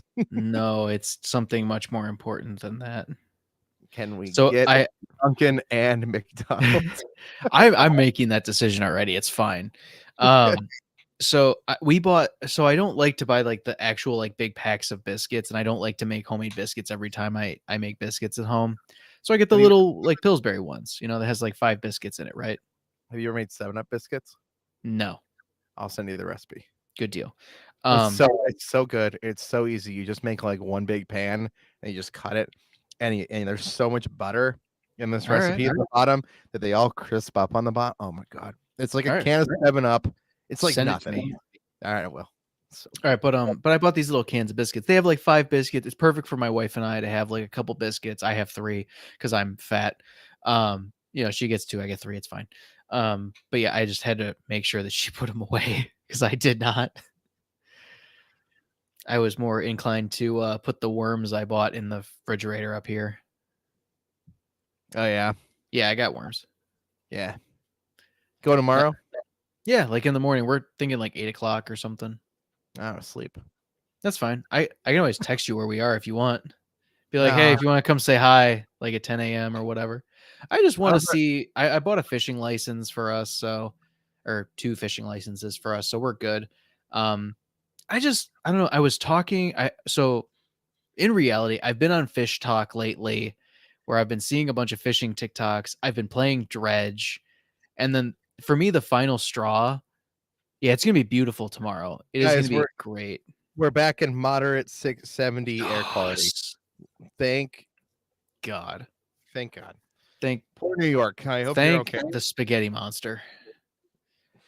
But yeah, so the thing that kind of like pushed me over the edge was today I was talking to one of my leaders, and he was like, yeah, this weekend I'm just gonna go fishing. I'm just gonna go hang out. Not bad. 63. But I'm like, in New York, but ready, air quality. We're back. We're back in good. They're doing better than us. Good deal. Good news, guys. Good news. Good news. Good news. But yeah, the thing that pushed me over the edge was the leader was like, oh, I'm gonna go fishing. I don't know if I'm gonna catch anything. I'm like, I'm gonna go fishing too. And I was like, how about Monday we talk about our like what we caught, how our fishing went. He's like, I like the sound of that. Let's do that. Like, I've been trying to push more into the personalization of like connecting with I am a human resources person in my real life. Just like connecting with my people. Human resources manager of his own personal life. Exactly. But like I'm trying to like connect with people because like one of my leaders like builds all the Lego sets. Like, I think that's so cool. I'm envious of those people. So what she does actually is, so what she'll do is for gifts, she'll build the Lego set and give it to them. That's the coolest gift anybody could ever give. Right? If somebody, hi, I'm just gonna put it out to the universe. It's not hi somebody. If somebody wants to build me that Spider-Man Daily Bugle and just give it to me, I think I might go down to my knees and cry in so much thankfulness, because the reality is I want it. I don't want to spend the money on it. I also don't have it. I don't have the time to build it. It's like $300. Oh shit. It's the coolest set in the entire world. And if I had the time, if I had the time, I would sit down and build that thing. I do not have the time, and that is the only reason I have not bought it. So I've been looking at a couple different sets at the Lego store recently. So I just went to the Lego store for the first time in my entire life not too long ago. It's an experience, my friend. It's great. I love it. Absolutely. But I like to think of myself as a pretty decent Lego builder. So my wife got me the red truck for Christmas, or no, it was for my birthday, and I waited until New Year's Eve to build it. And I built the entire truck, which was about, I think it was like 1,000 or so pieces. I can't remember off the top of my head, but I built it in less than 3 hours. And I love building Legos. I don't know what it is about them. It's just soothing. And I find building those Lego art sets Mm-hmm. very peaceful. The one that's just it's just little dots. And it's just you're just building the grid. It's basically building pixel art. I find that incredibly soothing. I wish I had more time to do those too. Yeah. And those are less stressful for somebody like me who can't really see all the pictures. Like it's just a grid. It's just a grid. It's easy. The one I want to do right now, I'd have to look it up, but it's like a dried out like centerpiece more or less. But if you make 4, it creates a wreath. Oh, the wreath is cool. The wreath is cool, man. Yeah, you know what I'm talking about. And I'm like, you know what? I could make the wreath, put it on my front door, and just like I would glue the pieces together, more or less. Yeah. Oh yeah. You can totally. It's your just use Elmer's glue. It doesn't matter. Like it doesn't have to be something serious. So fun fact, Dave. Elmer's glue is actually insanely strong. Like totally. I use Elmer's glue, Elmer's multi-purpose glue, not water resistant. Or it is water resistant for my woodworking, and I've tested it. So I've put 2 pieces of just pine together, just with Elmer's Elmer's glue in between, not specifically wood glue, and I've put it in a vise and like bent it. The wood broke before the glue broke. That's great. Yeah. People are sleeping on Elmer's. Like it's a good glue. Like it takes a second to dry, but once it's dry, it's there. It's also it's no wood glue. No, like there's other better glues, obviously. Like Gorilla Glue is like insane and scary. Something small. Totally. Yeah, but something small, like just a home project, especially if you need something non-toxic if you have kids, Elmer's glue is great. Yeah. Not glue is glue, guys. Yeah, but I was thinking like do the pieces, like put a little like Elmer's glue on it, put it down, do the next one, do it down. Yeah, you almost build it and then glue it together. But it's the wreath is cool, man. The Atari is really cool. The Lego Atari. Oh my god, I wanted to do the Atari so bad. I've seen it at Target a couple times. We're old enough that we didn't have we're not old enough to have an Atari, but like it's just so cool. It's still super cool. The one shame, dude, is it would have been so easy to put like a Raspberry Pi that was already programmed with the Atari games like on it, and you could have just slapped that into the kit, dude, and made a spot for it, and you honestly could have made that a working Atari. Like it wouldn't have been that hard. That would have been so cool. It's I think it's going. If you're even tiny bit inclined, it would be very easy to build that into a working Atari. Oh, absolutely. I'm looking up how much the Atari one costs right now because I keep seeing it at Target is the problem. Yes, it's and right I there. Absolutely love it. It's so cool looking, and it looks so good.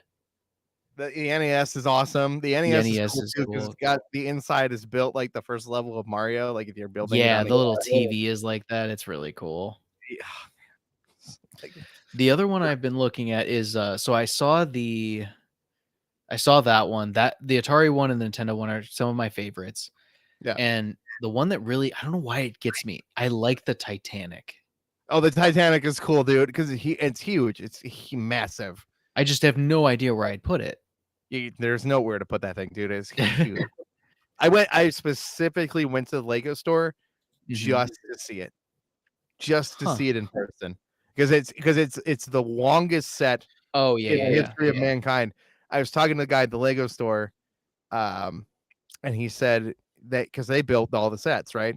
Yeah, yeah. And he's like, yeah, no, it took 3 of us because once you built the whole thing, like you needed somebody to help lift it up, and you don't want to like bend it or even the slightest. You don't want to have to fix it, right? You don't want to absolutely carry it over to the display case and then have to rebuild part of it over there. So you get 3 people to hold this thing up. The Eiffel Tower is now the biggest set, though. Yes. So that was one of the conversations I had with one of my leaders. So they like to build. They have to always have the biggest set like built. So they did the Titanic, and they were saying, well, I don't know if I want to do the Eiffel Tower because one, it's $630, but then also I have nowhere to put it now. Like they have displays of all, like it's like that. One of their rooms is similar to a Lego store, which is so cool. I respect it, man. Oh yeah, I respect the game. I like the bonsai tree. It's cool. I'm just kind of going through really quick. Like there was the bonsai tree. All the bouquets are really cool. The flower bouquets are really neat. Yeah. And All the not artwork a- they do is really cool. Like Starry Night's really cool. they're not expensive No, either. it's not super expensive. The bouquets aren't the things that aren't licensed, like they don't have Mhm. to be licensed brands, aren't ever very expensive. Like Yeah, in the grand scheme of things, for the enjoyment of the creation, right? exactly. I'm trying to see if I can find. Wow, the Millennium Falcon is almost 800. It is $850. That's because they don't make it anymore, really. That's fair. Well, it's on the Lego store. Like the official. Oh, they have a new one. Yeah, I'm on the official Lego store. It's $850. Millennium Falcon, 7,541 pieces. I'm gonna go grab the next beer. Oh, all right, sounds good. I'm also gonna look through these Legos and see what else there is. Darth Vader helmet, Back to the Future time machine. That's cool. Don't tell it, Dave. I'm thinking about getting him the Infinity Gauntlet for Christmas and making that. But yeah, I don't know if he'll like that, but we'll see for Christmas. For everybody in chat, don't ruin the surprise. Either that or maybe Bowser. I don't know. Bowser's a little expensive. But yeah, Bowser's cool though. The coolest Mario set though, by far, is that question block. yeah, the question block is cool. Where it all folds down and comes apart, and it's like all the levels from Mario 64. It's man. I would love to do the world map, but I also hate the pixel art ones, to be honest with you. So for myself, I like to build the thing. I don't like the pixely kind of ones.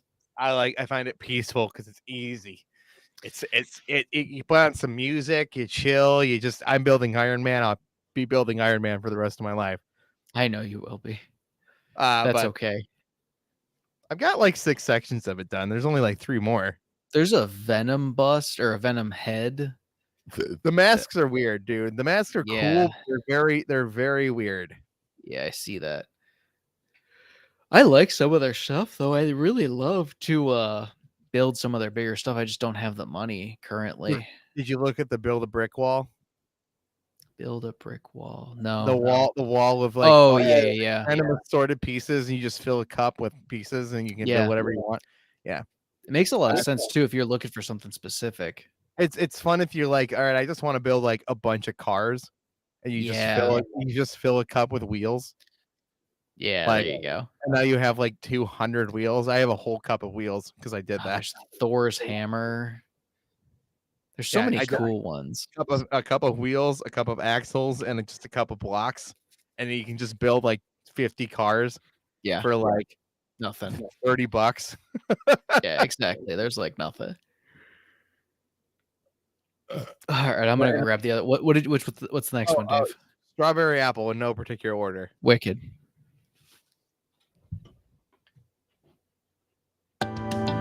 We're here to taste some food. We're here to boost your mood. Life is delicious on the Snack Network. Thank you for tuning into the Snack Network Live, of course.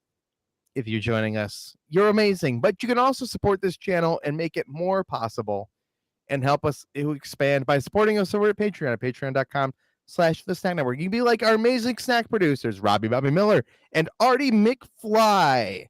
Or you can just provide a snack, or you can support at $1 and you'll get the uncut versions of our recording sessions for our new Hot Takes text series while we're doing that. So that's currently what's going up over there. It's $1 a month. You got a $1. Patreon.com/the Snack Network helps make this channel possible. If you can't do that, the best way to support this channel is to leave us comments, go smash the like buttons, watch our videos all the way through. You don't have to support monetarily, but if you feel so inclined, you can do so. As Curtis goes and gets this strawberry Bud Light apple seltzer, we're tasting the Bud Light apple seltzers from fall of 2022 tonight. They are been sitting in our fridges for a very long time. They have been in my fridge for months, since October of last year. So, you know, we're sitting in roughly the territory where these may not be their freshest or the most new beverage on the market, but They are fun. Hi, Curtis. Hi, Dave. Hi. My cat may come to say hello. That's down. He is on the prowl. Yeah. Yeah, he's by my legs currently. Don't you love cat hair all over your house? I really do, actually. I love having a cat. I like my cat, even if she's the most dumb cat I've ever had. I do love her. Yeah, I love your cat too. She's super needy. She's so needy when people are here. I turned the vacuum on today. I'm in the my basement's separated by like a support wall in the middle, just like every other basement in Cleveland, right? And that noise. He made some noises. He's just a baby. I love my cat. I'm sorry. I just love him. I'm vacuuming out on the complete opposite side of the basement. This cat, I don't even know where she was because she wasn't on the couch in the other side of the basement. All of a sudden, I'm not even facing this direction. The vacuum is going the complete opposite direction. It's going towards the dryer on the complete opposite corner of the basement. This cat heard the vacuum turn on and booked it at 200 miles per hour. Mach 10. Yeah, up the stairs to get away from the vacuum that was nowhere near her. That sounds about right. Usually she runs straight into my legs at full force. And so, I mean, this was, greater because I didn't Just a get little different. I didn't get a bruise on my leg for deciding to vacuum today. So Poor David. I'm going to be totally honest with you. This flavor does not sound nearly as good. This is strawberry, right? Yeah, strawberry apple. I picked up the right one. I was more or less trying to make sure I picked up the right one. 5% APV.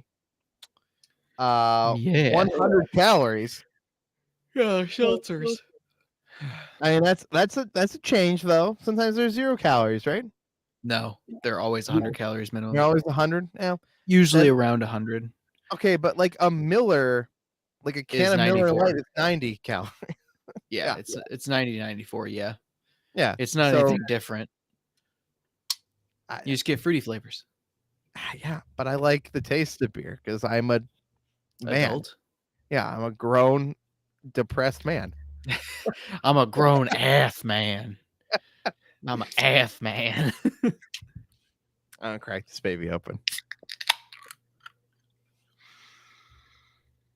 Still smells like a random Jolly Rancher. Like a fake strawberry watermelon Jolly Rancher. I got another hot take for you that I feel like I should have texted the channel. Yeah. I hate imitation strawberry flavor. It tastes like vomit to me. I don't like it. I like strawberry ice cream. I don't consider that like it's That's different. It's got strawberries in it. Yeah, usually. I don't consider it like true strawberry taste either. Yeah. Yeah, you can text the channel with your hot takes for our hot takes text series at the number in the description. Number in the description below. What is that number, Dave? Down below. It's 440. Shoot, I accidentally pressed the wrong button. Whatever. Yeah, because Curtis has YouTube open. It's 440 440-462-9187. Yeah, you can text that number with your hot takes anytime. That's just texting the Snack Network. It's cool. You could leave a voicemail too, but we probably won't. We might play those on streams. If you call in. I'll throw it in the chat real quick. There you go. There you go. 440-462-9187. Johnny Casino gave me shit for saying 440, but we grew up in Cleveland and we all say 440. Yeah, it's 440. Yeah, it's 440, but he's like, that's it's not a number. He can pound rocks. It's an O. It's fine. I mean, he's not wrong. It's an O. That's O0 W whatever. If somebody said 440, I'd look at them kind of weird. Here, honestly. To be honest, yeah. It's not right. All right, I'm gonna try this. Cheers. Cheers.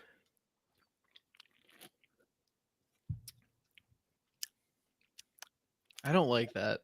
I don't like it, but it's like I'm not happy about it. If I'm judging critically, like it's not bad. It's just the last flavor in the world that I would pick. Yeah. I don't have words yet. Hold on. Let me taste it again. I'm just mad about it. It just has that weird, like, off fake strawberry-y taste that I'm not a big fan of. Okay, good, Dave. You're not frozen. I thought you froze for a second when I'm just reading Emily B's chat comment. I just can't do fake strawberry. It always tastes like throw up to me. I'm concerned about what your throw up tastes like. It tastes like strawberries, like fake strawberries. Every time. Every time. After No a differences. Four Loko? Oh God. I that one was hot dogs. It was all hot dogs. I had hot dogs in my nose. Ew. It was the worst experience. We got enough info. Yeah, there you go. Hot take. Tomato soup is a bowl of hot ketchup. It can be. Yeah, I mean, Fun, don't really like- old story my dad used to tell me was there was this one guy who, for lunch, what he would do is he would go to the White Castle. Really dates this story, the good old White Castle, and he would We say, still have a "Oh, White- can I?" What's that? we still have one White Castle in Cleveland. The one, not the one by you anymore. That's gone. It's gone? Yeah, that's been gone. It's like they have a couple in Columbus. There's none in Cleveland. Oh man, okay. I thought I'm I thought pretty there was sure. Still, I thought there was still one over there. Let me double check really quick. But so the story goes, this guy went into White Castle. So White Castle used to also sell like coffee, which go figure. Yeah, everybody sells coffee. That's not that weird. All right, so we'll back it I up. kind of want to review a White Castle coffee now. I don't think they do it anymore. I don't think there is a White Castle in our vicinity whatsoever. Yeah, there's nothing. Wow. I know there's one in Columbus. I saw it there. There's also like some knockoff White Castles in Columbus. I don't remember what they're called. But yeah, there's nothing in Cleveland anymore whatsoever. I'm not gonna run with that joke, Curtis. You're fine. But yes, don't hand that joke on a silver platter, though. I will always hand it in a silver platter. You know that, Dave. Put in the chat your parody or your knockoff versions of White Castle. Put them. Put some live. Do it. But yeah, so the gentleman would come in. He'd ask for a cup of hot water and several packets of ketchup, and he would make tomato soup. I mean, that's what he liked, and I was like, "Oh, Dad, I don't know why you're telling me this, but okay, this is an interesting story to remember." He's telling you so you'll keep your sanity and not do it. Fair enough. He's gauging how insane you have become. It was a test. It was a test. He's like, all right, how unhinged is my son going to be? If he thinks this is a good idea, we got to get help. If not, we're good. If he thinks this is insane, then we're good. I mean, in desperate times, if you don't have lunch, I would just eat the ketchup packets, to be honest. With sugar. It's sugar and tomato and stuff. It's fine. There's worse things you can do, I guess. Laura wasn't in for this. That is the Snack Network's chat number where you can chat or text your hot takes at 440-462-9187. Yeah. Anytime you send them. Anytime, anywhere. Johnny and I will respond to them. And if you're a patron or you tune in live on Thursday night, you can watch us respond to them, talk to us. And if you're a patron, you get the whole uncut recording. I like watching those. Those are fun. It's fun. Like it's fun. It's different. It's different. I like it. We're trying it. We'll see how it goes. We've got like 21 more of those to post. So Jesus. That's a lot. But if you got hot takes, you can send them anytime. If you want to be like Spamarito, who has sent me like 15 by himself, whoever that is, you can do that. Yep, Spamarito here. Baggins is just a name, and hot takes are my game, is what he said. That's what Baggins told me. We got plenty. we got some time. I wonder. I keep pushing that. I just saw the one about the banana as a hot dog thing. Okay, all right. You want to break that down? Banana's a vegan hot dog replacement. How are you feeling, Curtis? So I'm curious. Are you though? Truthfully, it just sounds like a lacking peanut butter and banana sandwich to me. Yeah, but it's not a hot dog. No, I have seen. So there was a comment to that video that I read, and I actually agree with that more. There's a thing where people do full carrots. Yeah, And I saw the carrots. Carrots is an accurate thing. It makes Yeah. more sense. I still don't think it's a hot dog. I don't know if I would agree with banana. I would, if they said plantain, I would think about it. If you grill up a hot dog or you grill up a banana and put it on a bun, I Yeah. will lose my shit. I'm not. Guess I know what I'm doing at Snacktacular. I guess I got to get my bunch of bananas and just throw them on the grill. Grilled bananas. Curtis will be serving grilled bananas, everybody. We'll see how it goes. I'll get What are we some gonna nice top- buns. I just see, but all right, if you made like pancakes, right, or Mhm. like a Like a sweet waffle, bun. yeah, you make some sort of sweet bun. Like you a put that brioche. around it, and then you put like chocolate sauce or peanut butter Yeah, on it's it. a dessert.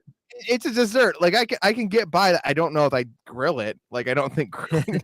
Well, like bananas Florentine is a thing, or like an Alaska based kind of thing where you like flambe it really quick. I could see that. The only way I could see it making sense is, so have you ever had a plantain before?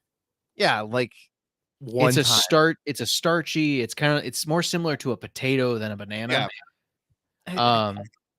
So I would say if like you marinated a plantain and like got a little softer and grilled that, it might be similar, but I'm not even sure, to be honest with you. But if I'm being completely honest with you, if you cut potatoes into like big thick slices and grilled potatoes and put those on a bun, I would respect that more than a banana. Oh, yeah, that's true. Laura has a fun thing. I think I've heard of this in chat. Heard this before. Dave, you might have done this in camp. I wasn't a camp goer. I was poor. In Girl Scouts, we would slice it into a banana, like with the peel on. Yeah. And you would stuff it with chocolate, marshmallows, peanut butter, wrap the whole thing in foil, and stick it in the fire / coals. It was very tasty, gooey and sweet and smoky. I've heard of this before. I've never done this with a banana. Yeah. Sounds good.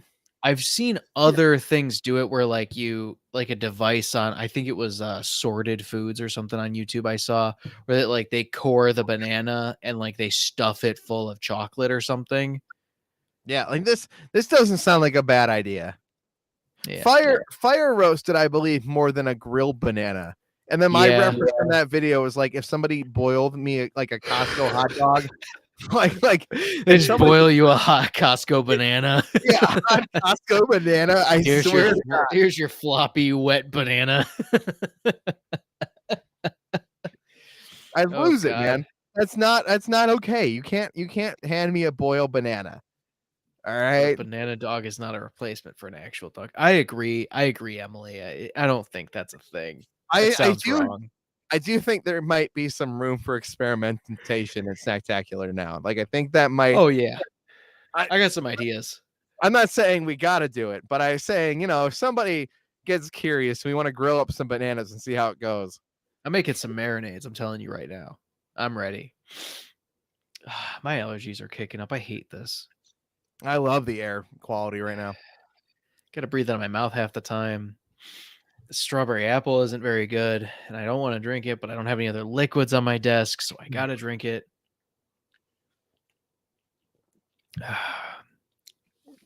It's just that artificial strawberry just gets me in like the worst possible way. It's just not. I'm actually surprised artificial apple doesn't hit me harder. Because artificial apple is like its own. I don't know. It's something that's right about artificial apple. You know what I do have, thanks to comments on TikTok? What's that? I have the apple heads. Like they're like lemon heads, but they're I heads. saw those. Yeah. What in the world? I didn't know those existed. I have them. I need to try them still. Are there cherry heads too? I did a video for cherry heads because I didn't realize cherry heads were a thing. Yeah. I saw them at BA Sweeties, right? The big candy store. Oh, I still need to go there. Oh man, it's so fun, dude. It's so fun. I got cherry heads. I actually brought them to Extra Life. That's how long ago I bought them. And I took them with me, and I thought, oh, somebody will want to try these. I've never had them. We'll pop them open during the stream. We just never did it. Never popped them open. I was like, I gotta try these, man. Cherry heads are fire. If somebody sold me a pack of cherry head and lemon head, like a mixed combo bag, I'd be in heaven. I love lemon heads. I like cherry heads a lot. I'm yawning a lot. I'm sorry.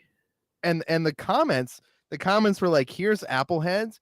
You know, there's grape heads. I'm like, I'm sorry. There's grape heads. That sounds cool. I ordered them immediately. Of course you did. Of course you did. A whole pack. There's a whole pack. I've got chewy ones. I've got all sorts of. I've got an entire lemon heads variety pack.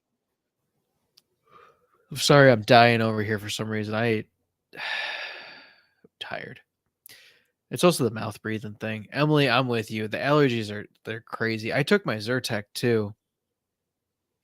I mixed it with alcohol. Let's go. Yeah, right.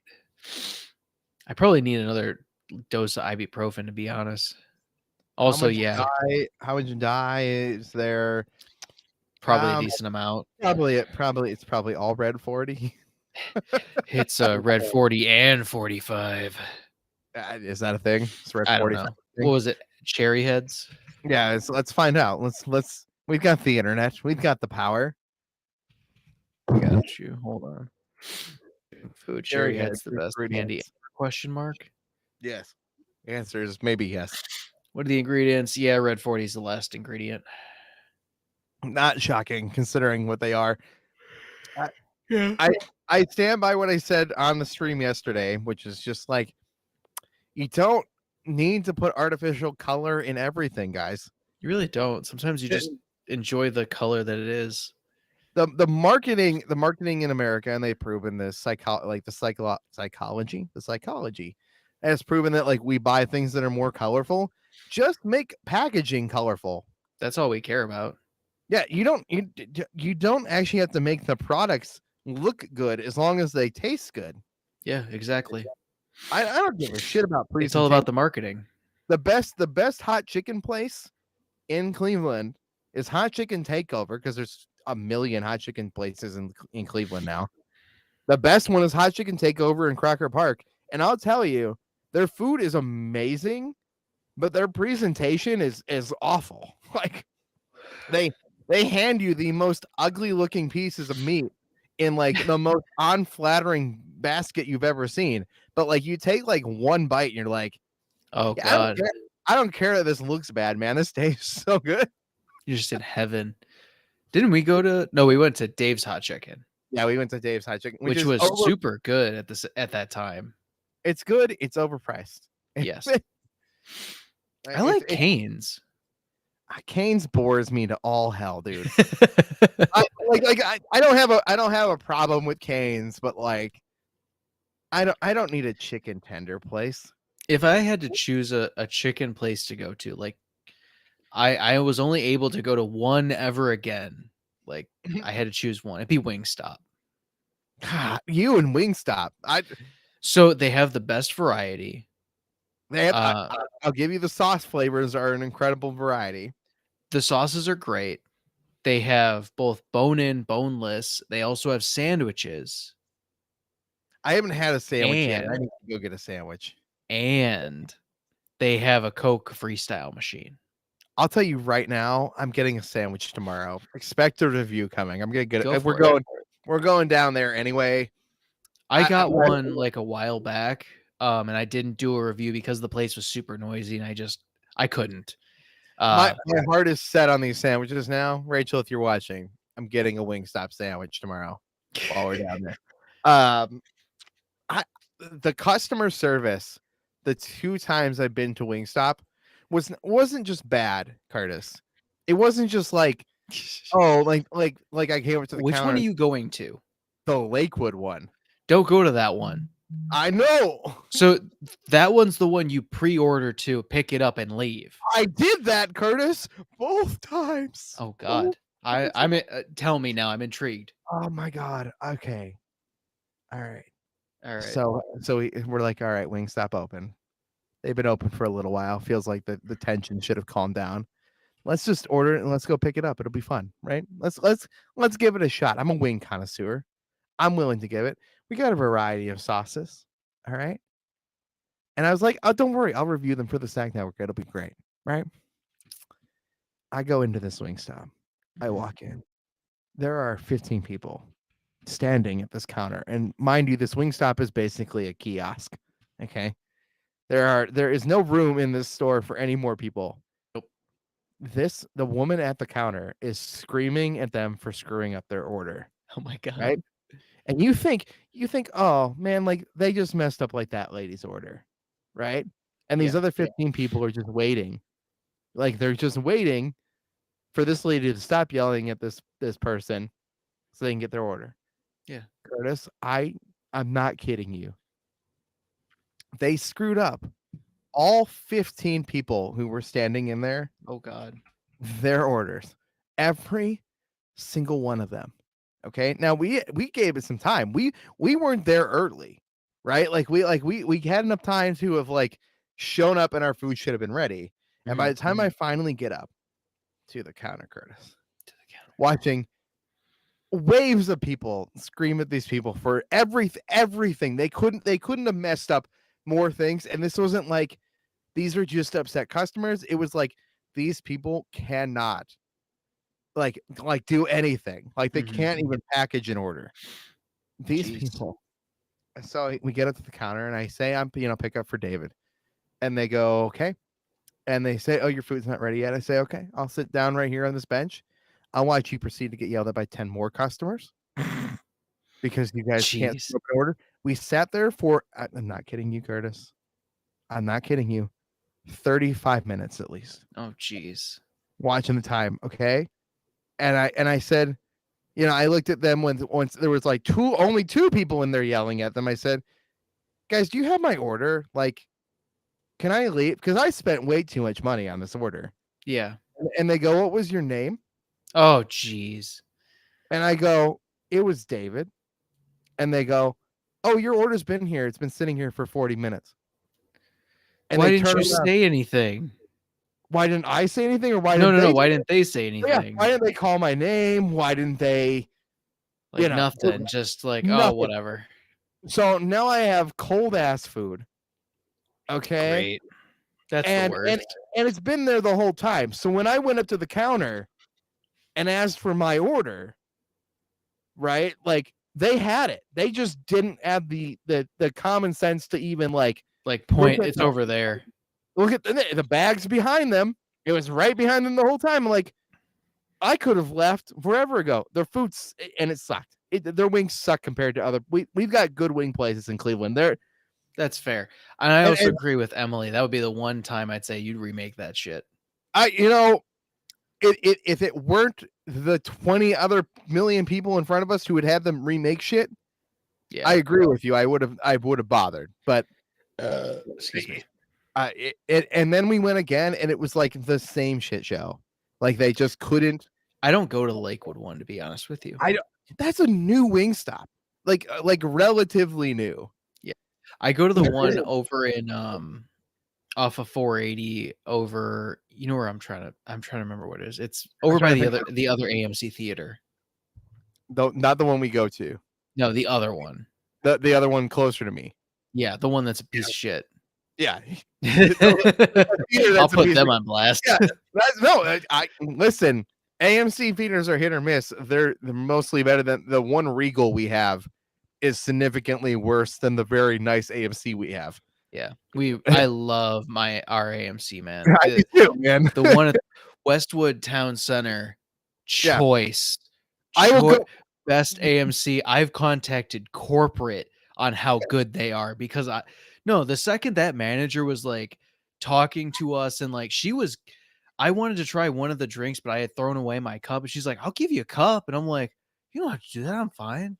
Like she was pushy on like take the cup. It was like 11:30 at night too. Yeah, Like it they're was, like, it was so late. They were closed basically, and she was just so nice. And like, truthfully, I have never had a bad interaction with any of their employees whatsoever. It's always a clean establishment. The popcorn's always really good.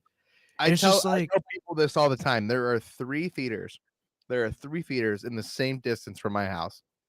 Okay, yeah, that one is arguably probably a minute further away. Right? yeah, It's not super conveniently placed.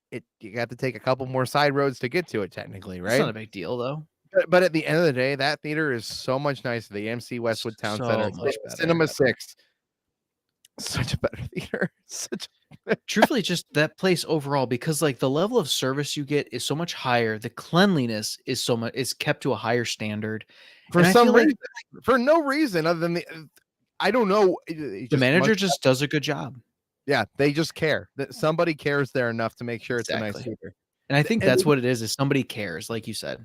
Which is funny because that theater, that AMC theater, has always been an AMC theater our entire lives. Yeah. But when we were kids, it was the crappy theater. I think they got a better management.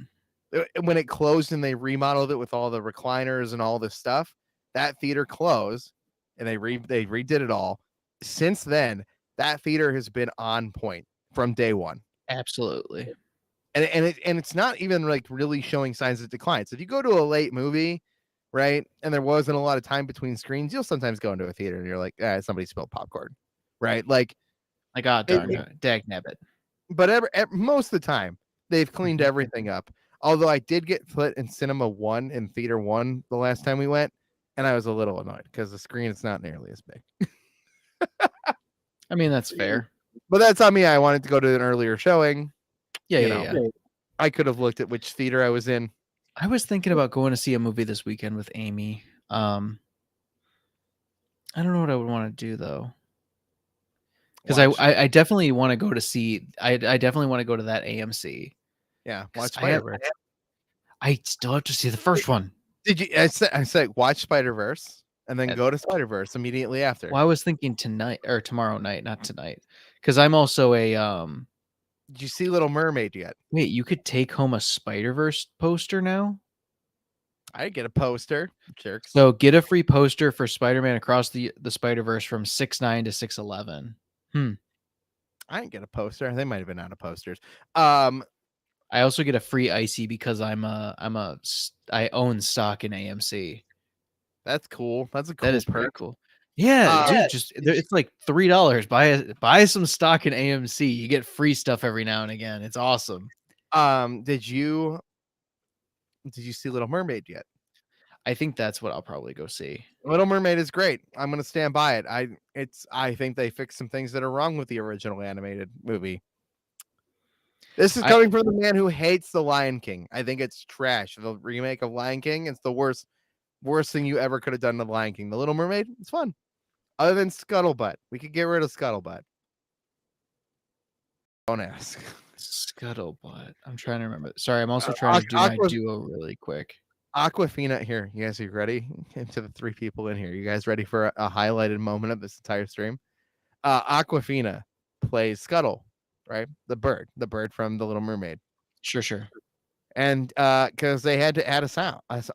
They had to add multiple songs, including Wild Uncharted Waters, which is just kind of underwhelming. And they also added a rap song from Lin-Manuel Miranda, right?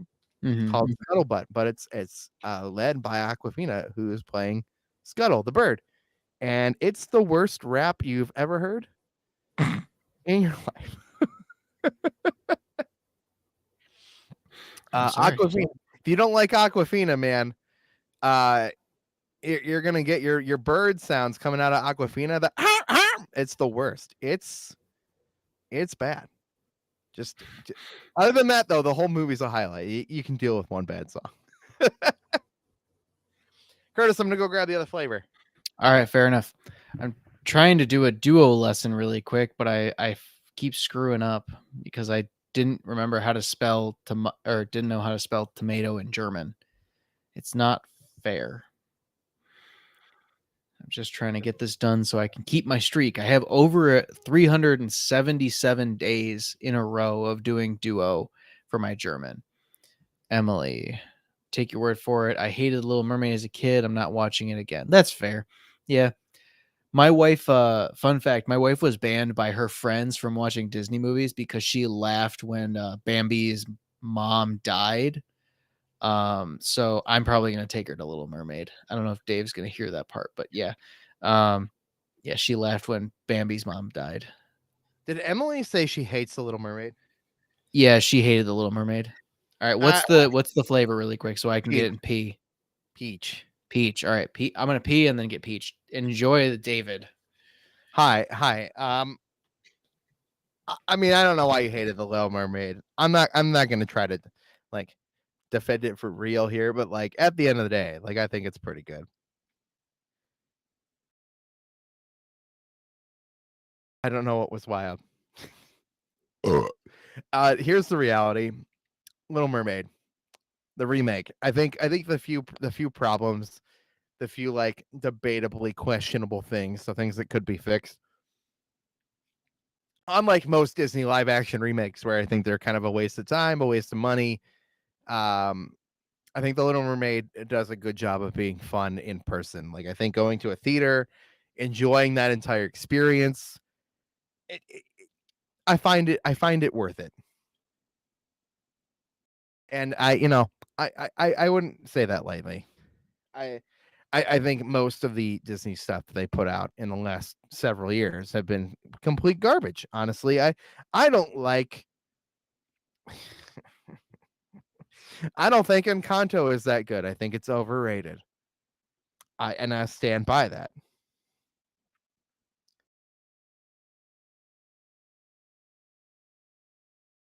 I have movies with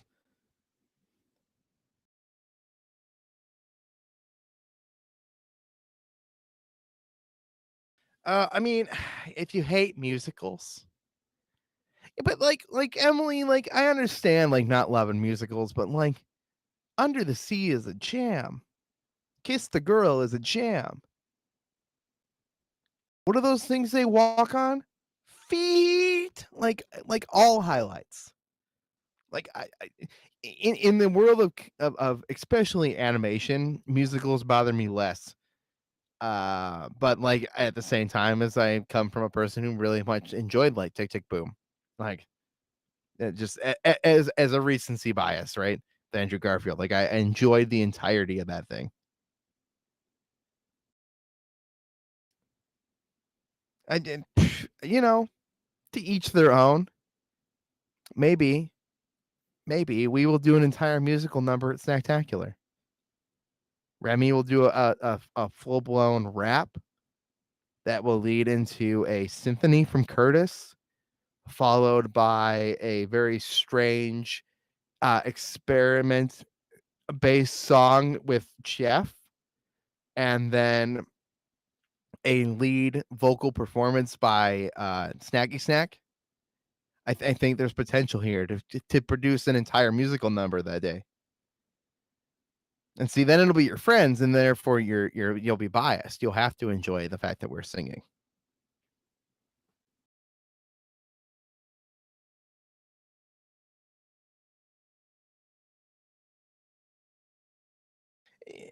I'm sure you're not the only person who hates musicals.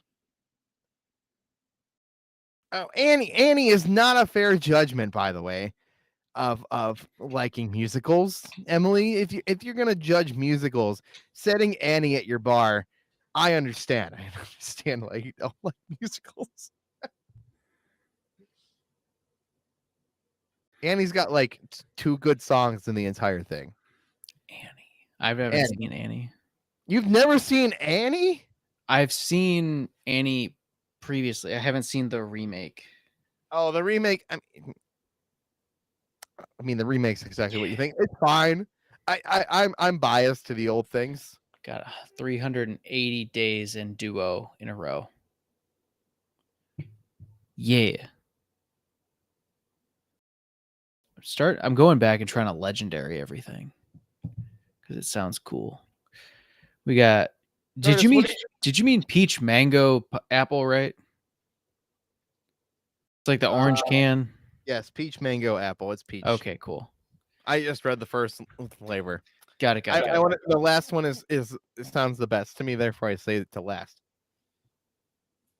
What were you gonna ask me? How do you feel about musicals? I guess it depends on the musical, but I enjoy them for the most part. Yeah, you're not like a musical hater like Emily B in our chat. Dave, I was in musicals for most of my life. I told her we're gonna perform a musical in Snacktacular. We're gonna perform a musical number. I can still do the jump heel click that I learned in high school of for HMS Pinafore. Yeah, see, listen. Remy's gonna do a rap. Curtis is gonna do a ballad. I'll sing Music of the Night or Jack's Lament, depending on what you like. Jeff will do an experimental talking rap music song. I'll perform the not ever released on YouTube a rap song called Just a Poll.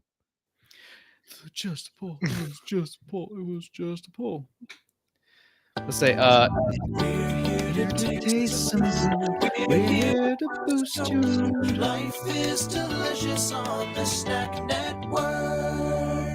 Tonight we're trying the Bud Light Apple Seltzers from fall of 2022. I'm Dave Moore. I'm Curtis Lane. Hi, Curtis. Of course, if you want to support this channel in other fun ways, guys, special secret. Shh, don't tell anybody. There's merch in the description down below to get merch from our merch store from TeePublic. But the limited time Snack Network Cola shirt, that's a parody of the Coca-Cola shirt, is still available and will be only available through the rest of this month, because next month we're launching a very cool design that will take its place. But if you want that Coca-Cola style Snack Network t-shirt, this is it. This is your chance to get it this month. This is the one chance. Don't miss it, because I'm just going to launch the next shirt next month on the 1st. It'll be gone. All gone. Never coming back. It might never come back. It could, but it might not. No, it's never coming back. Just like the Hidden Valley Snack Network Ranch shirt. Never coming back. Gone. It's gone. Only Curtis and I and Robbie Bobby Miller have one. Like this is a limited time thing. It's a collectible now. Yeah, but you can get all sorts of shirts like these ones too.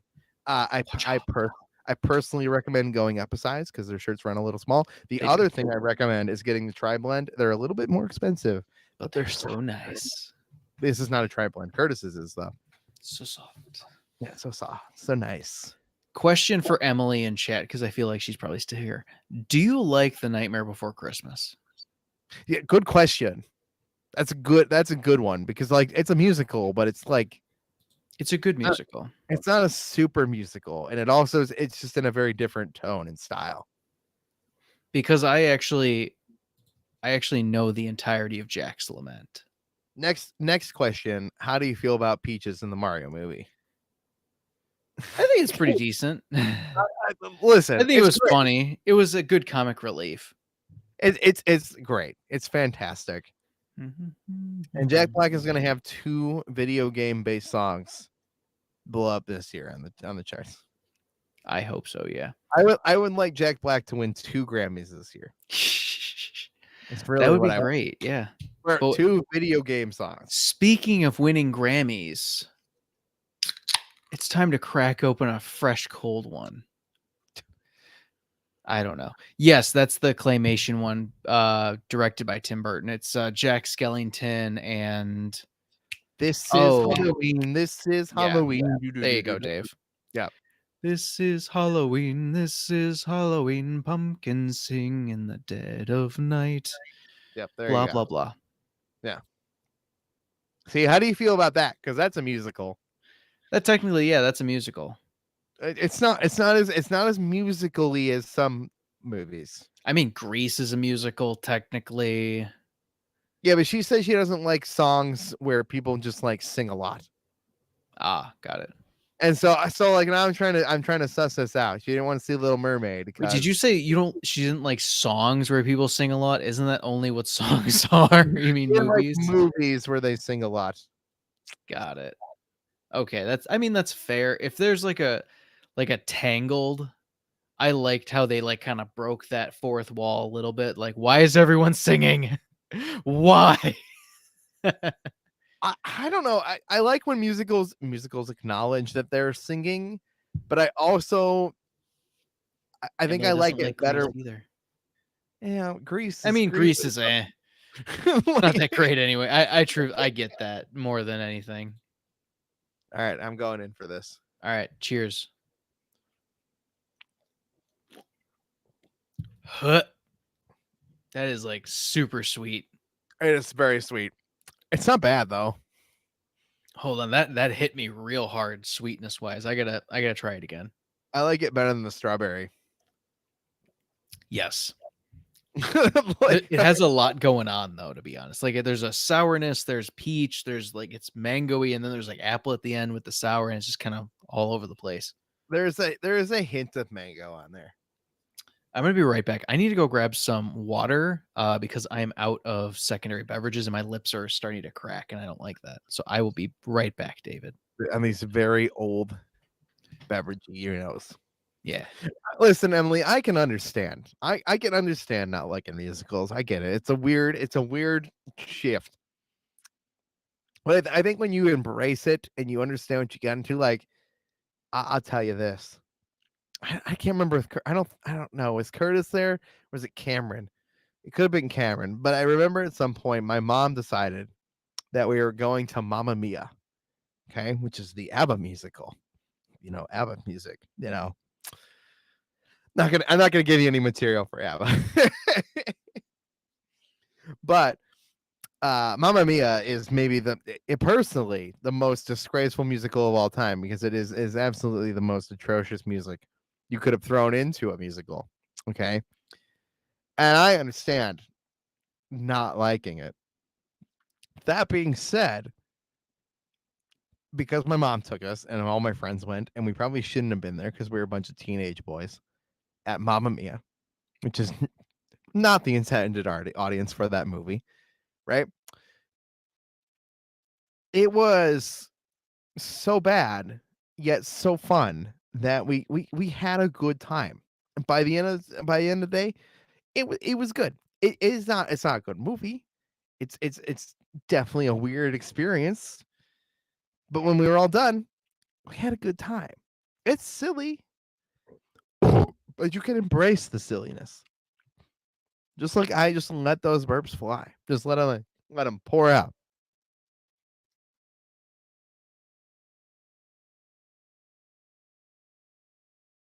A lot of these movies. I'll watch.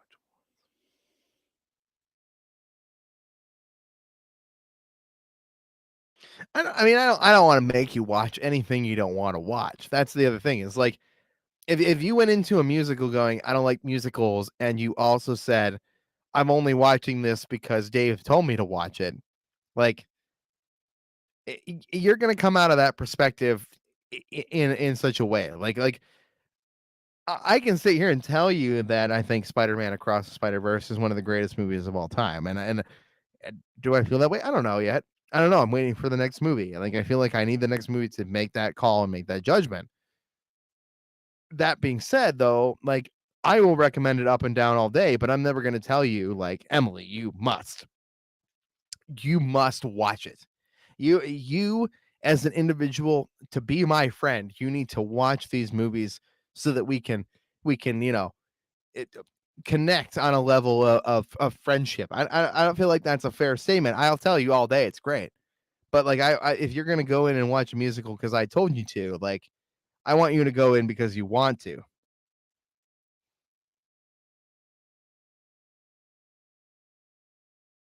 Comedy horror is fair. I'm not a horror guy. I'll be the first to admit that. War movies are hit or miss for me. I will admit. It depends on the war story. If you give me if you give me a compelling person to care about, I'll care about it.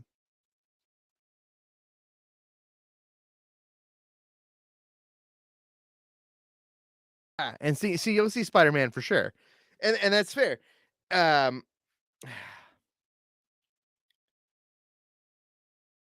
like it's a mix of finding that balance of like a musical that is also comedic and you enjoy it because it's comedic. Like it's also got to be something that speaks to you like on a personal level. If I told you, you know what, here's the level of thing. If you care about Spider-Man, Emily, which it sounds like you do, right? They produced there's a running universe shattering storyline going on in the Spider-Man comics right now. And there's a princess, God, what is her name? There's a princess Spider-Man, a Disney princess inspired Spider-Man.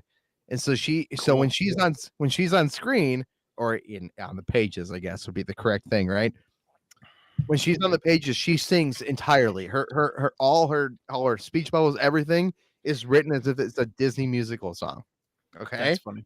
And not only that, they took the time to produce that said musical song of her introduction. So you can go watch it on YouTube. Interesting. And it's amazing. It's so fun. I feel better. Nice. Good. I had a small snack when I left too. I've got some leftover KFC upstairs, I hope still. There you go. From yesterday, but I'll eat it tonight. It's good. I finished off the last of the Domino's pizza that Rachel sent me home with. Yeah. Yeah. I feel like I want a Papa John's cheesy bread, but it's getting to that point. It's a little late to order Papa John's cheesy bread. Yeah, none of that. Now, but if Rachel, if you're watching and you order me a Papa John's cheesy bread, I won't be mad about it. Rachel has she has mushroom raviolis. That's nice. That's legit. That's Not pretty legit. I don't like mushrooms. I love mushrooms or raviolis, but you know, what? You don't like do you like pierogies? No, not really. Not my thing. What the hell's wrong with you, man? I know lots of things. That's fair. Lots of legitimately damaging things. I love ravioli. I eat a lot of different types of food, I realize. Emily B, I'd like to establish a statement that I said because Curtis will understand it because he understands me and we've been friends for a very long time. But I said, you know what I really like is the Papa John's cheesy bread. Okay. Now, I don't like cheese. How does that make you feel? How does that make me feel? I'm posing this out to the three people watching us right now. The reality is, like, cheese is a very specific thing for me. Most of the time, I don't like cheese. I would pose that most of the time you don't like non-melted cheese. I like you don't like the strong cheeses. So like mozzarella doesn't really bother you, but it's on a pizza like that as long as there's other toppings and other flavors going on. Yeah. In terms of the cheese butter on a bread, like that was great, but cheese by itself is like nauseating to you almost. It's too much. It's just so much to me. But like I don't really want cheese on a burger. I like Emily. There's only like 7 bagillion types of cheese. Yeah, you're right. There are hundreds of thousands of types of cheese. I'll tell you, that's a lot of it. That's really it's really just I like a finite specific amount of cheese. Yeah. I'm that one on the Snack Network that I feel is very open to trying whatever. Like you can't really gross me out, really. Yeah, but you're a dirty liar about those tamarind spoons. I actually like them. I kept them. You don't like them. I will go get one right now and eat it.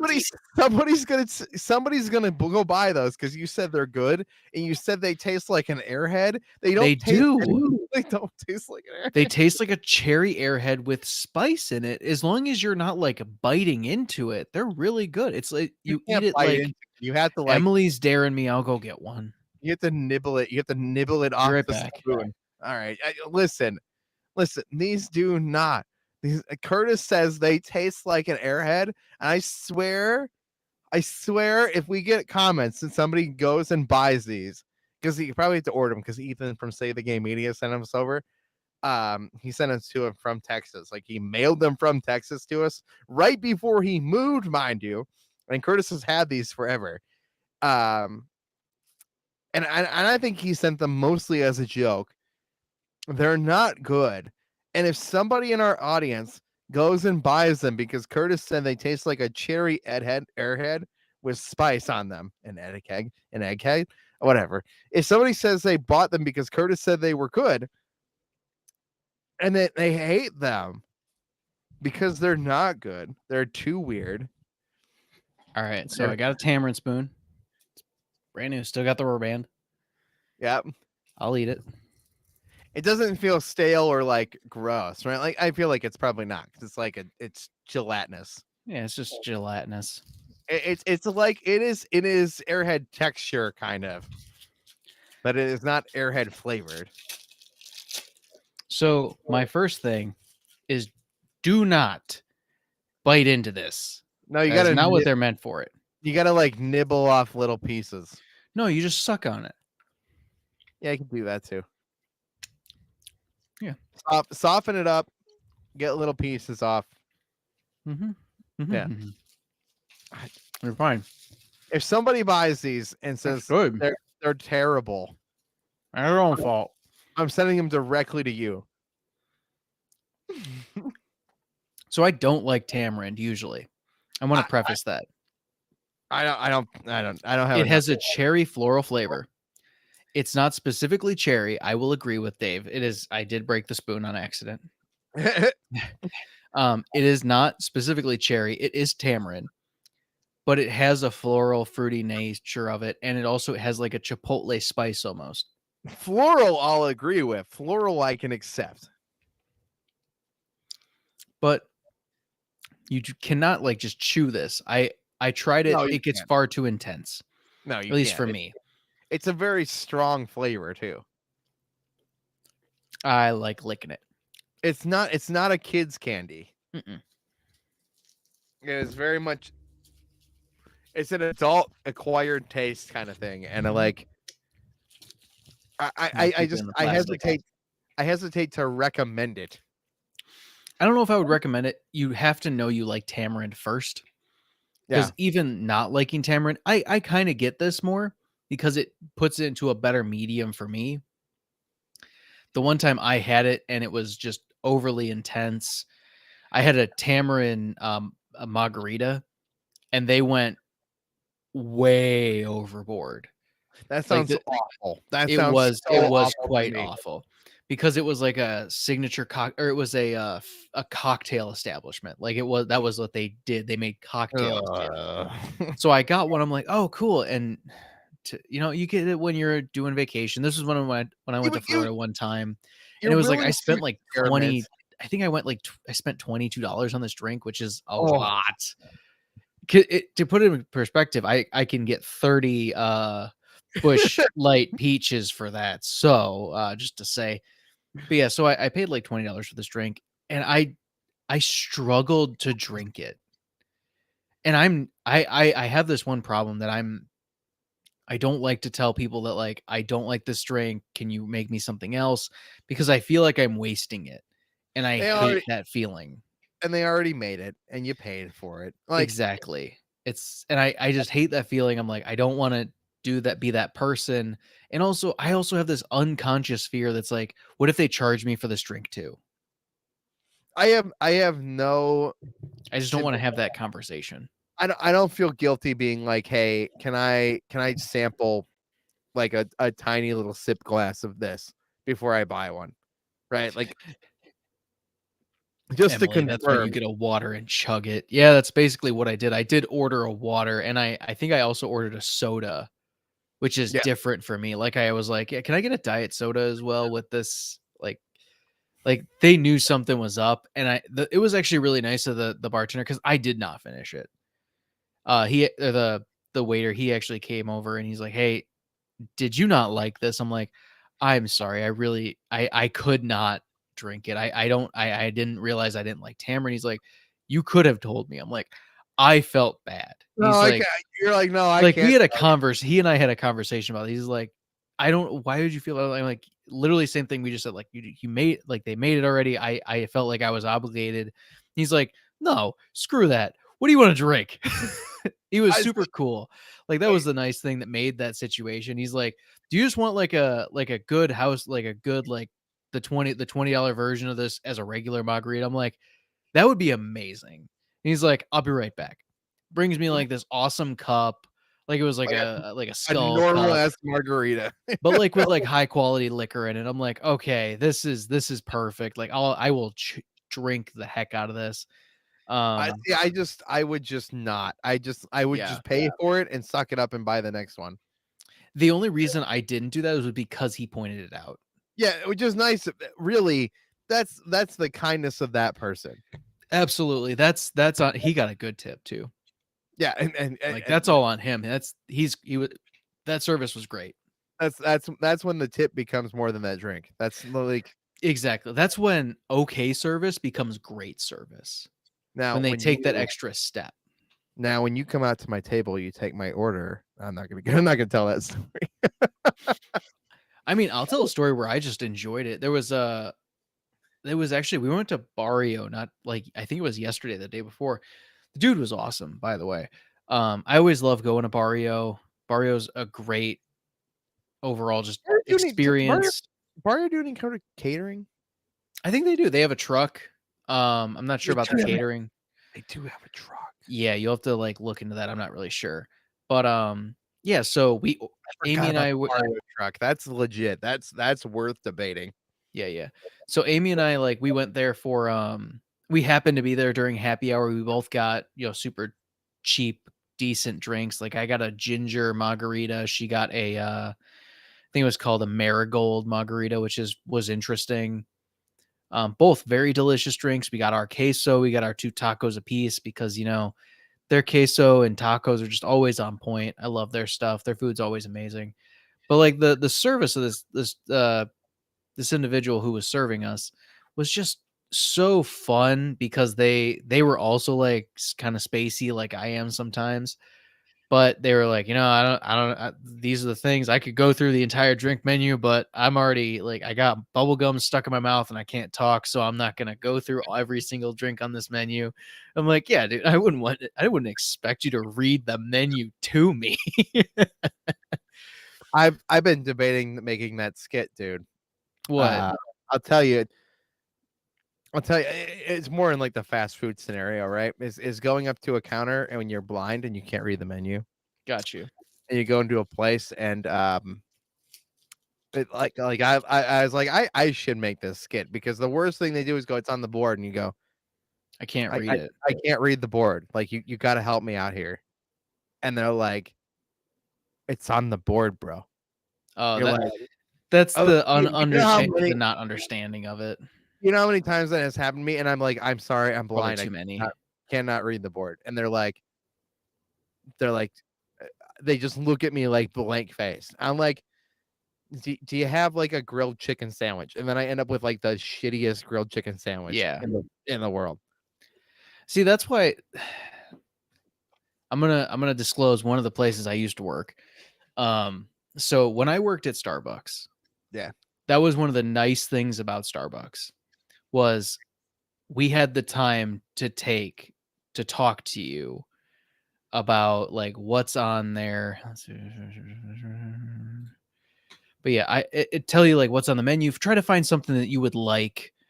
And also, at least at the stores that I was at, I made sure there was a Braille menu. Yeah, and see, but and I'll stand by this is the amount of blind people who can actually read Braille. Yeah, it's significantly lower than you think it would be. But I wanted it to be an option. Yeah, and truthfully, the great thing is like that front counter person. Like we did it in counter. Like we had at one of my stores, we had a group of blind individuals, and at another store, it was the opposite, or not opposite, but different. But we had a group of deaf individuals, and they would actually they would meet at Starbucks because of those specific places would cater better to their needs. I will say I've never had a problem at Starbucks ever. Yeah. I'm thinking more like they're usually more helpful. Burger King, Wendy's, KFC, Popeyes. Every single one of these places, Taco Bell. I could list them all day. And I've had this experience at every single one of them.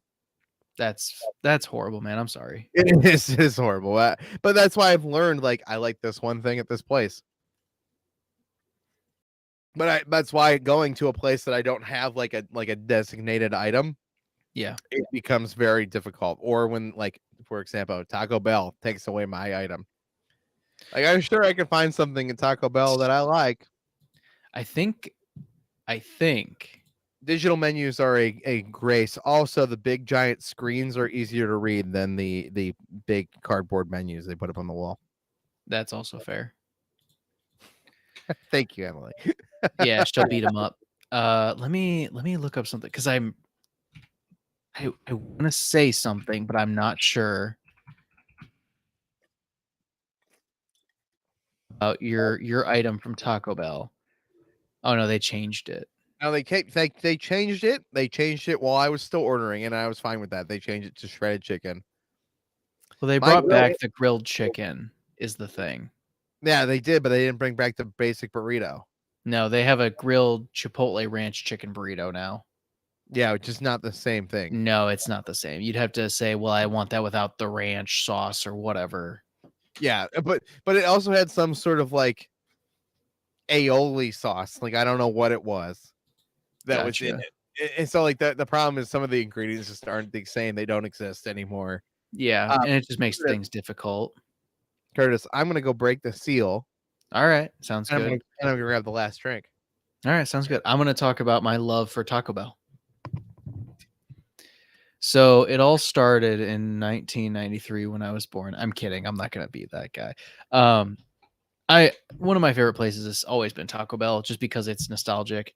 But yeah, I think it really sucks that Dave has that specific experience where they just don't help him. I feel like that's the whole point of the person at the front counter, other than, take the order. It's like assist the customer if there's any needs for the customer.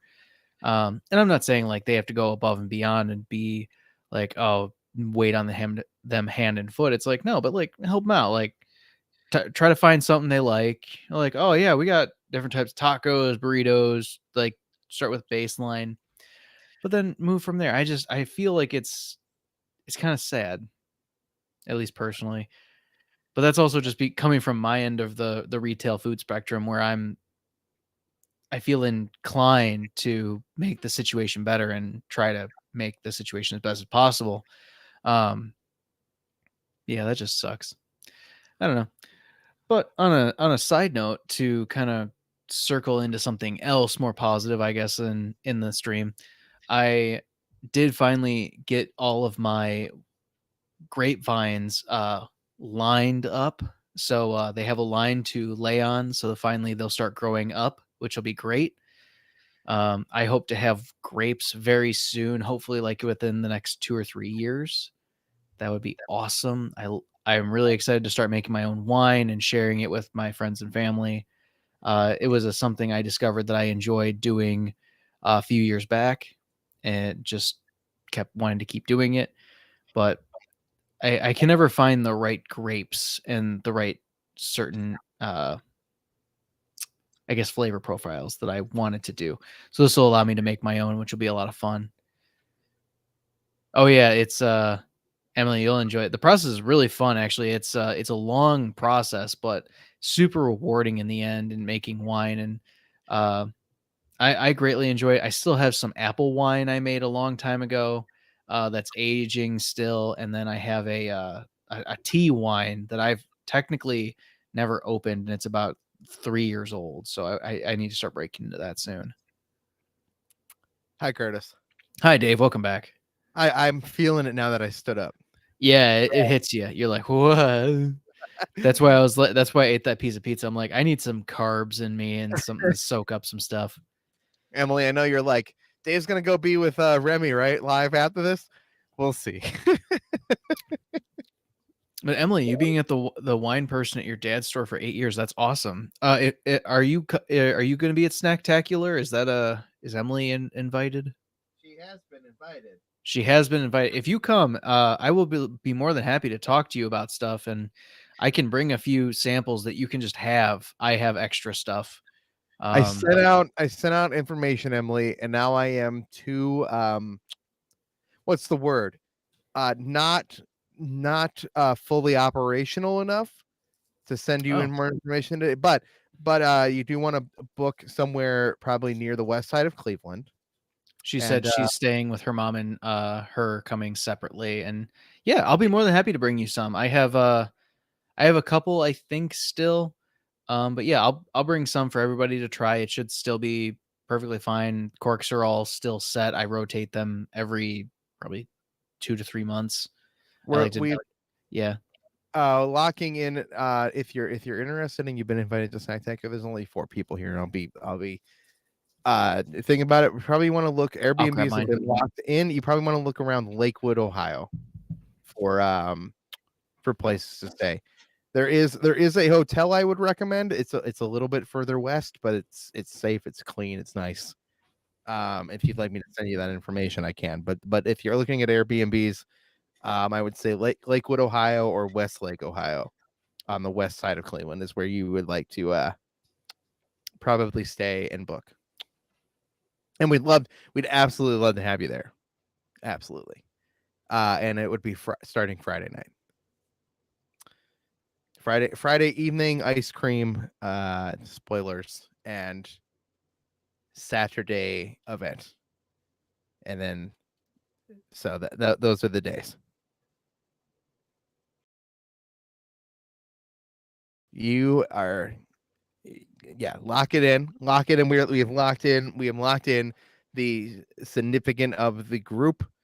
We are locking in a couple of last members of the Snack Network team. And it's going to be a blast. Perfect. That's wow. You will get bored in Cleveland.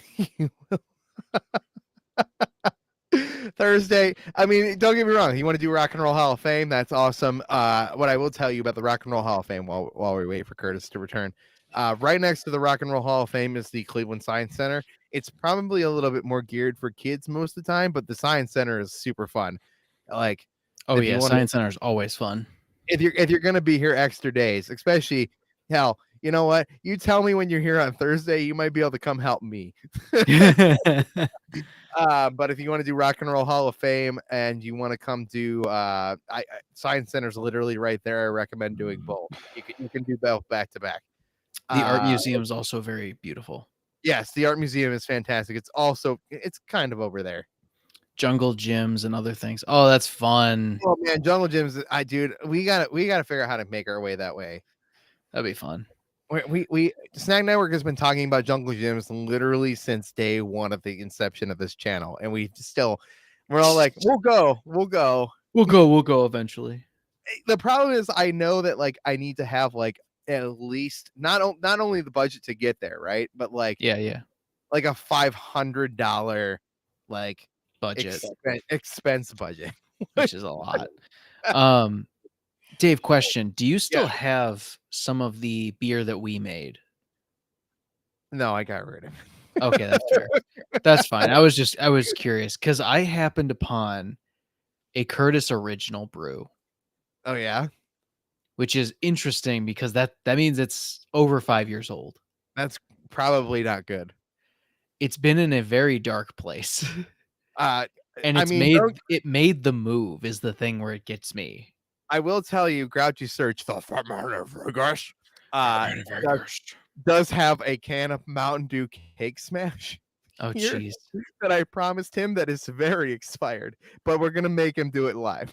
We'll do it. He'll enjoy it. I'm going to bring that other beer too. How bad could spoiled Mountain Dew really be? It's fine. It doesn't really go bad. It's in a can. Are we cracking this last one open, Dave? We're gonna do that right now. It's been cracked. Time to taste sweet tree fruit. Yeah. I don't like the smell of this. Oh yeah, I love cranberry. All right, tonight we're trying the Bud Light Apple Hard Seltzer Pack. If you want to support this channel, you can over at Patreon at patreon.com/snacknetwork. For as little, you have $1 a month. Okay, doll hair, a singular doll hair. Or you can buy merch, or you can just go over to TikTok and YouTube and like the shit out of all our videos. I like it. Right? She said one too many shots. She did a little dance to that. Yeah, Emily, do a little dance. Do it. If I wake up tomorrow morning and I see Emily B liked every single video from the entirety of the history of the Snack Network, I would not be upset. All right. That Why applies would you be upset? That'd be hilarious and awesome I- for us. Listen, the Snack Network got a bunch of spam. Like Dave tagged you in everything that ever existed on the Yeah. history channel the other morning, and I still didn't make it all the way through, and I forget where I let off. So it'll happen Uh-oh. again. It's just a matter of when it'll happen. Yeah, I was getting tagged in things I did like a year and a half ago. It's like, Dave, Yeah. calm down. I scrolled all the way back. I skipped past all the Jeff stuff that we put up really early on. That was like these really long.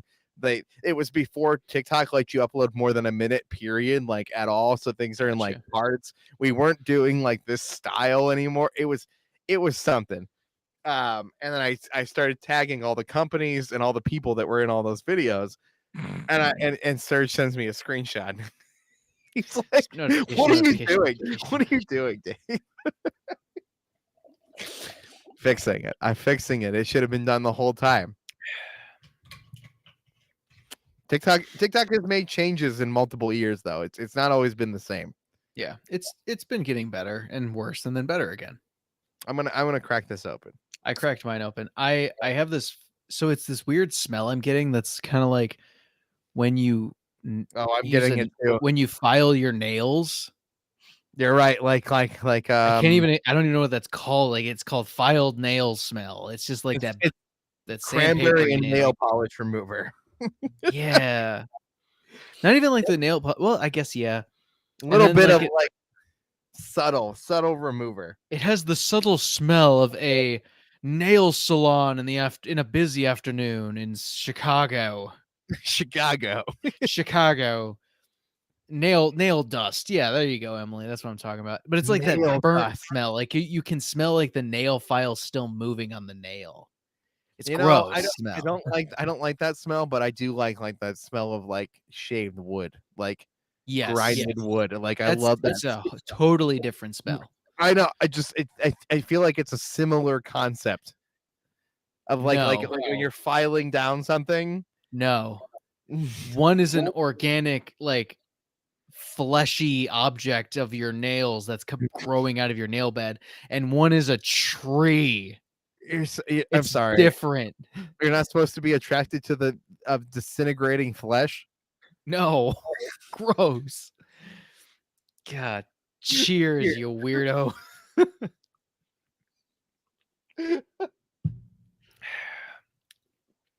Thank God it doesn't taste like nails.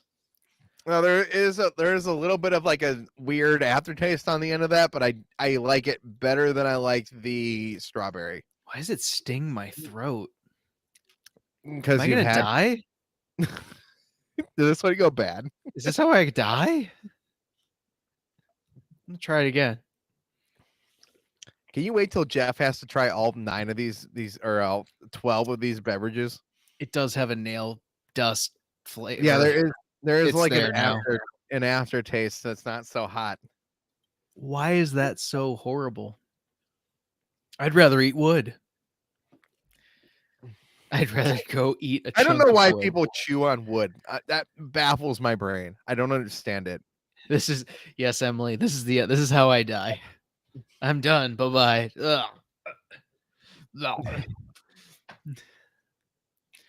It's not the worst beverage we've had. It's not even the worst cranberry thing we've had. It's just not like I'm not like yay cranberry apple. I don't know if I taste. Is it apple? Is that the apple taste?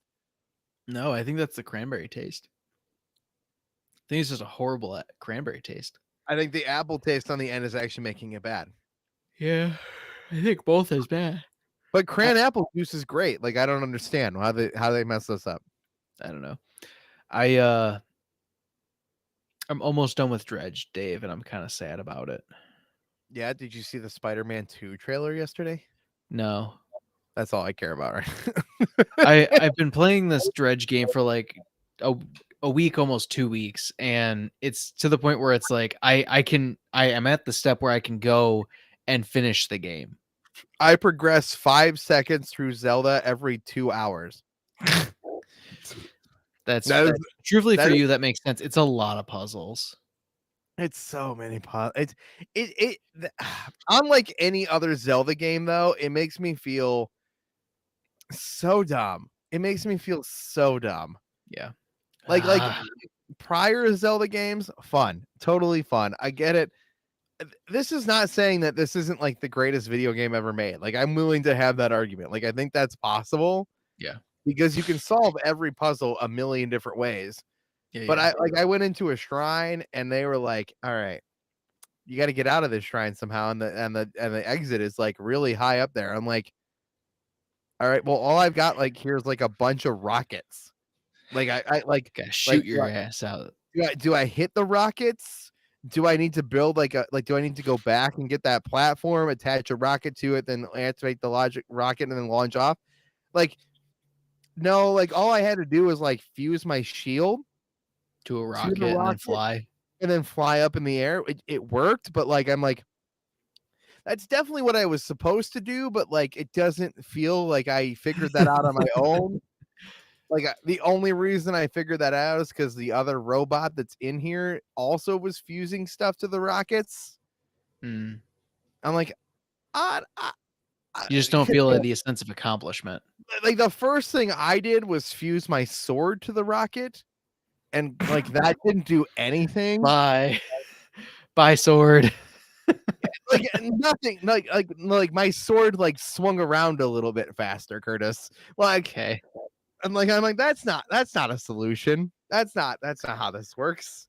I've seen playthroughs of that game, and I just it's not more or less me. And truthfully, the opening sequence where it's like the truthfully just Jacksepticeye ruined it for me. Where he's like, "You're finally awake. Hey there, traveler." It's like, damn it, it's Skyrim. I can't buy it for the fourth time. I just can't. Somebody in the Discord, not our Discord, in my friend's Discord, not the snack Discord or our Discord, which you can join by clicking the link in the about section of our YouTube channel. You can join the Snack Network Discord, or in our link tree on our TikTok bio. What was I saying? Something about Discord. Oh yeah. Somebody put in in this Discord, my friend's Discord. They're like, "Hey, I just bought Skyrim Anniversary Edition for $75." No. I'm like, and they're like, and I accidentally had to buy 2 copies. So if like somebody wants to buy this extra copy that I bought from me, like you could totally do that. That thing is already. I talked about this literally 2 weeks ago on this stream. Okay. That thing is now $35 to buy it with the Yeah. anniversary with all the DLC. It's been 2 weeks. I feel bad for them. I'm sorry. I know, I don't want to pay $74 for a game that's 13 years old. No, thank you. No, I've been trying to get into the Resident Evil series, and I just bought my first one of those games, and I bought Resident Evil Village. I like calling it Village. I know it's Village, but I like Village. But it was 60% off, and I'm like, all right, there we go. That's what I'm talking about. You know, like a game that's $20. Yeah. Is way easier of a pill to swallow than a game that's $70 or 60 or $70. I just can't do it. $70. It feels. I listen. Feels like too much. We've had $60 video games for a long time now. Like it's if one thing is going to actually go up in inflation, right? Mm-hmm. Like it feels like video games have earned it and justified it. $70 though, feels like a lot. I need to put an asterisk. I agree. You're saying because this bullshit where they release a third of the game and they're like, oh, here's $70, and they're like, oh, thank you for the $70. Here's your third of a game. It's like, well, where's the rest of the game? We'll release it later eventually. And it's like these are like freaking A-level titles, like the high-level BS, like from the real companies. This is why I can respect things like Spider-Man. Like I'm happy to pay $70 for Spider-Man for a full game. Yeah, because it'll be a full game. I know it'll be a full game, and then they'll add a $20 DLC that'll come like 6 months later. That's fine. So I end up paying. But it's actually a DLC, not like core of the game. That's the BS I can't get around. Is like, oh, here's $100 for this one piece of the game, and then 3 times again you have to buy more chunks of the game to actually like finish the actual game. That's dumb. I shouldn't have to spend like $210 to finish a game. Correct, Emily. You played It's Skyrim garbage. in high school. So did we. So The did game we. got an anniversary edition. It's like a 10th anniversary. $74. I believe $74.99. Skyrim released in, I feel it was 2011. I think it is. It's November 11th, 2011 was the official launch and release of Skyrim. I don't know how you know that, but yeah, I will agree. It's 11/11/11. Oh, okay, that's fair. It's one of the most historical moments in video game history. That's everybody why. released a game. Yeah. And in reality, the only reason I remember it was 2011 was because I was a freshman in college, and there was one kid who was way too into it. He had that sounds. He was the one that had that like massive TV. Like they spent their loan money on the TV, the sound system that like shook the building. And all you can hear is like he was playing Skyrim, and then it had to be at like 2:00 in the morning. All you hear is, "I'm motherfucking Dragonborn, bitches!" Like just screaming top of his lungs in the hallway, and you're like, "Bro, you okay?" Took an arrow to the knee, didn't he? He should have. Well, yeah, he had to drop out of college, so yeah, he went too far into Skyrim, man. I hope he went back and got his college degree. Oh no, Emily, I really hope it wasn't your ex. That would be really sad. I'd feel bad for him. He was a short little guy. He was weird. I say weird in like the best possible way, but yeah, he Can we say the college, Curtis? Can we?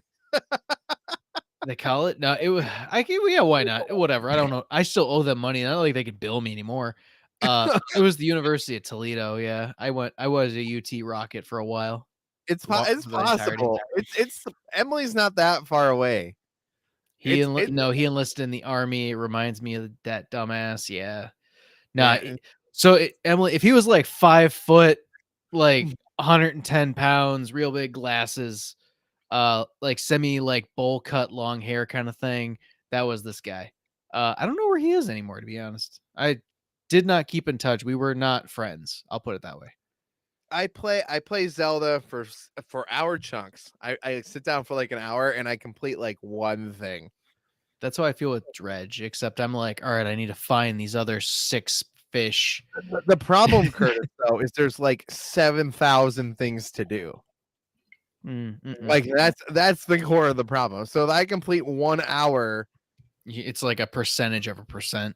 Yeah. I'm completing 0.0000001% of the game every hour. Like I really thought about buying it because I've been getting more into the Switch lately. Yeah. And truthfully, I've been playing on the Switch a lot. Like I haven't been using my computer as much for gaming and more for just editing. Yeah. But I can't rationalize spending the $60 for the Link game. I've never played any of the other ones. I truthfully don't care about the series. It's just that. That's legit. But like Mario Kart, Splatoon. Oh yeah. I got Mario Kart. I haven't bought Splatoon yet. I haven't really gotten into that. I wanted to play Dredge. I was more excited that was on Switch because I thought it was a PC only release. And then when I found it was on Switch, I'm like, yeah, I'm buying this. This is mine. Yeah, it's man. Nintendo is putting out the weakest console on the market, but it has the best games. Like, it really does. And they're open to like third-party contributors because Dredge was independent. Yeah, indie games are plenty on the Switch. And that's why it's so good. And that's why it's competing, to be honest, because Microsoft isn't allowing third parties in. They got like EA, not to the extent. Like this was a small game in retrospect. But like they're not letting like the smaller developers in. Their big things are like EA, we're gonna find out all that other BS. Right now, yeah, Dredge is probably on Game Pass. It's probably on Xbox. I doubt it. Indie publishers are more willing to put things on Nintendo. It's not that Xbox doesn't let them in. It's just that Xbox's install base is not as big. It's just not. Oh my god. So I just need to point this out for Dredge really quick. This game that came out March 30th, it was released officially, like full release. So of 11,558 reviews. It has a 10 out of 10 rating on Steam. That's amazing. That is insane to think about. Like, not one single person was like, nah, this game sucks. They're like, no, this game is amazing. Oh, it actually is a multi-platform. That's great. It's made by Black Salt Games. I've never heard of them before. That makes sense. They're an indie studio. All the Lego games right now are on Switch on sale. Lego Marvel Superheroes 1 and 2 are both very fun. If you want my personal favorite Lego game and Rachel's personal favorite Lego game, Lego City on Nintendo Switch, right now is $6. Really? And it's so fun. It's so good. Intense. The only one who's been here, and I feel hilarious for having like 500 comments to one. No, Emily, you're the whole reason that we can be hopefully successful here. You're holding us up right now, Emily. Don't. You're driving the conversation in directions like that. You're helping us more than you know. Like you're the whole thing right now. Don't belittle this. We're relying on you, Emily. Don't you dare gaslight yourself into feeling that you should have imposter syndrome. You are holding us up in this right now. You're the entire channel right now. Really, Curtis and I without you right now isn't a show. No, it's just two guys talking in a room. There are 4 people watching right now. One is Curtis. I don't think I count. Okay. I'm pretty sure I don't count. Rachel's probably got us upstairs playing. All right. So there's you and one other person that's kind of sitting here secretly, kind of watching. You're holding us up right now. Although, if you like video games and you like Grand Theft Auto, but you don't like how gruesome Grand Theft Auto is, go play Lego City. It's so fun. That's a fair point. Yeah. Curtis? Yes, sir. I'll buy you Lego City if you promise to play it. I'm okay for right now. For $6, you should go buy it right now. I will think about it. I have never felt I have learned to not make purchases while I'm drunk. I have never felt more inclined to make you make peer pressure based decisions while you are intoxicated, more so than buying Lego City for $6. The last time I did something under peer pressure while I was intoxicated, I chugged a Four Loko, and I have never regretted anything more in my life. This is $6 you won't regret. You say that now. I promise you won't go into my bathroom and pretend like you didn't get sick. I mean, I don't remember getting sick. Does that count? I don't know. Does it? If I forget, did it happen? Does it not happen? I don't know. I don't know how things. Yeah, Emily, I chugged a Four Loko. It was a bad decision. It was overall horrible. Blame Jeff. Blame Jeff 100% of that. I do blame Jeff. It was rough. I can't say that was good. Yeah, the hockey game. It was after the hockey. After like 7 beers, I chugged a Four Loko. We went to the hockey game. We drank 7 beers. I said, no, let's not drink Four Loko.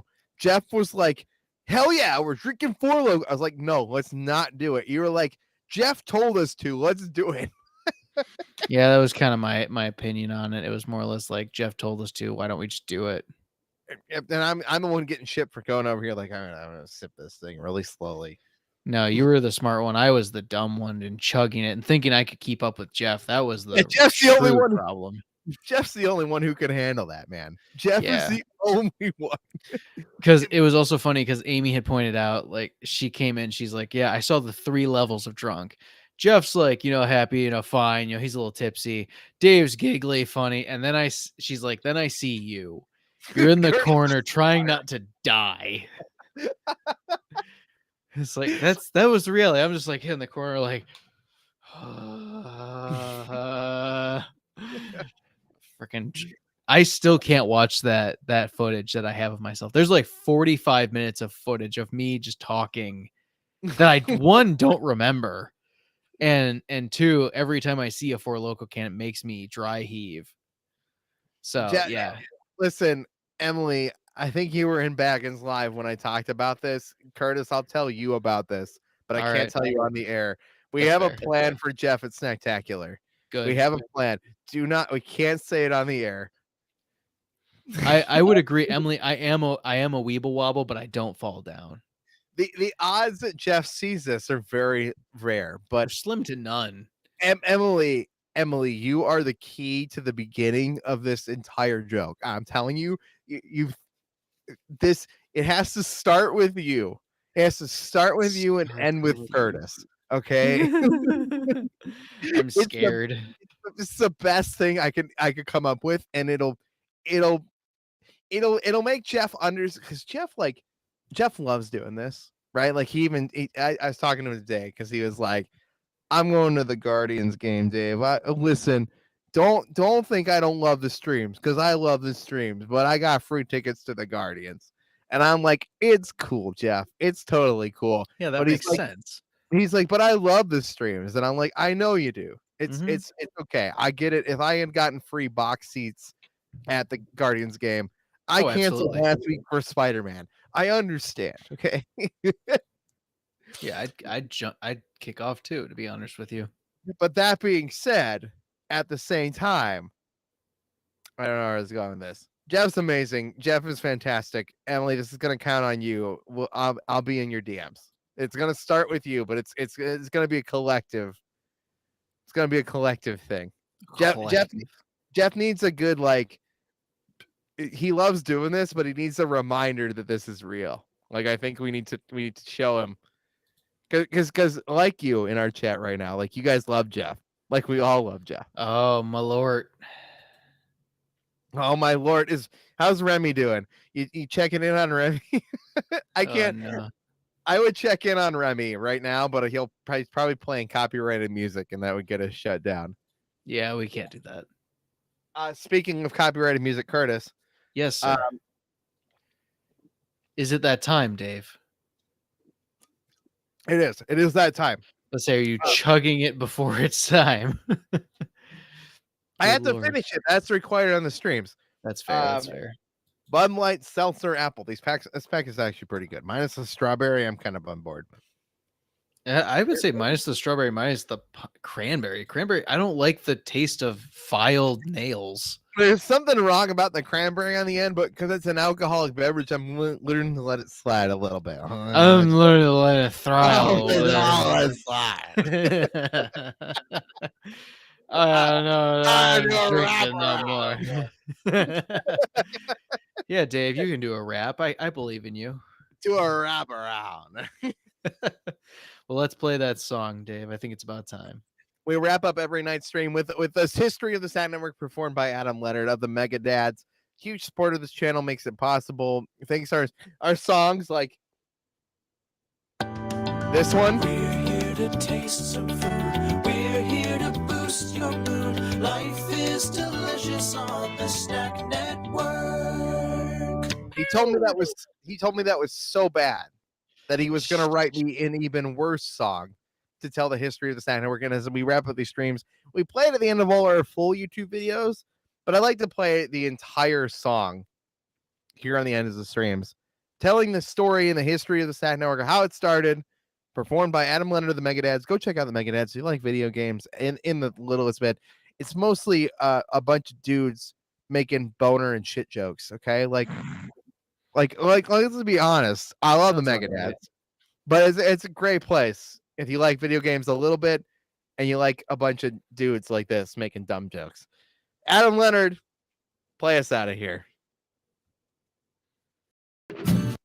Not that one. You tried. Same thing. I got it. There we go.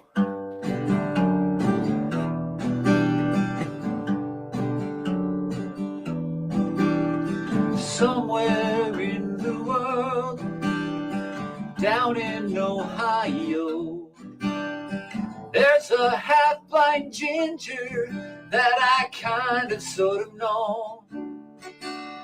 He used to have a podcast about those video games, but then he started thinking, hey, these things sound all the same.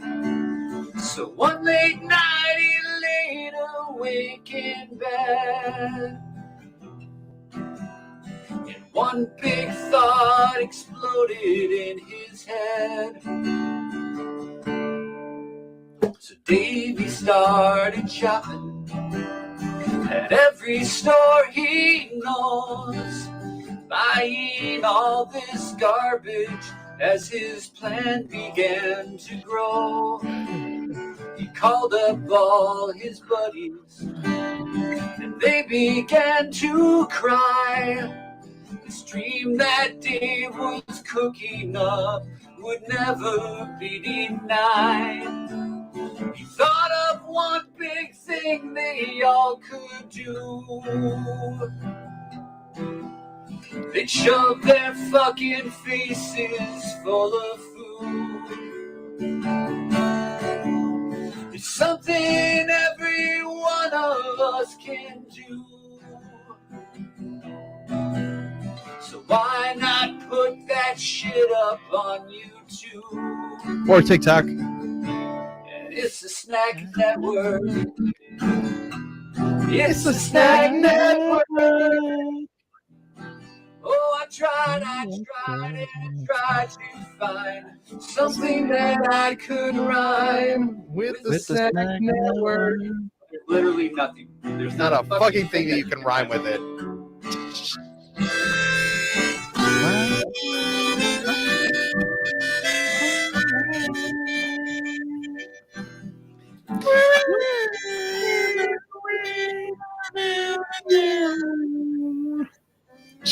We thought of one big thing they all could do. They'd eat their body weight in chips and Mountain Dew. They'll keep on tasting stuff until they spew And put it on the internet for you. It's the Snack Network.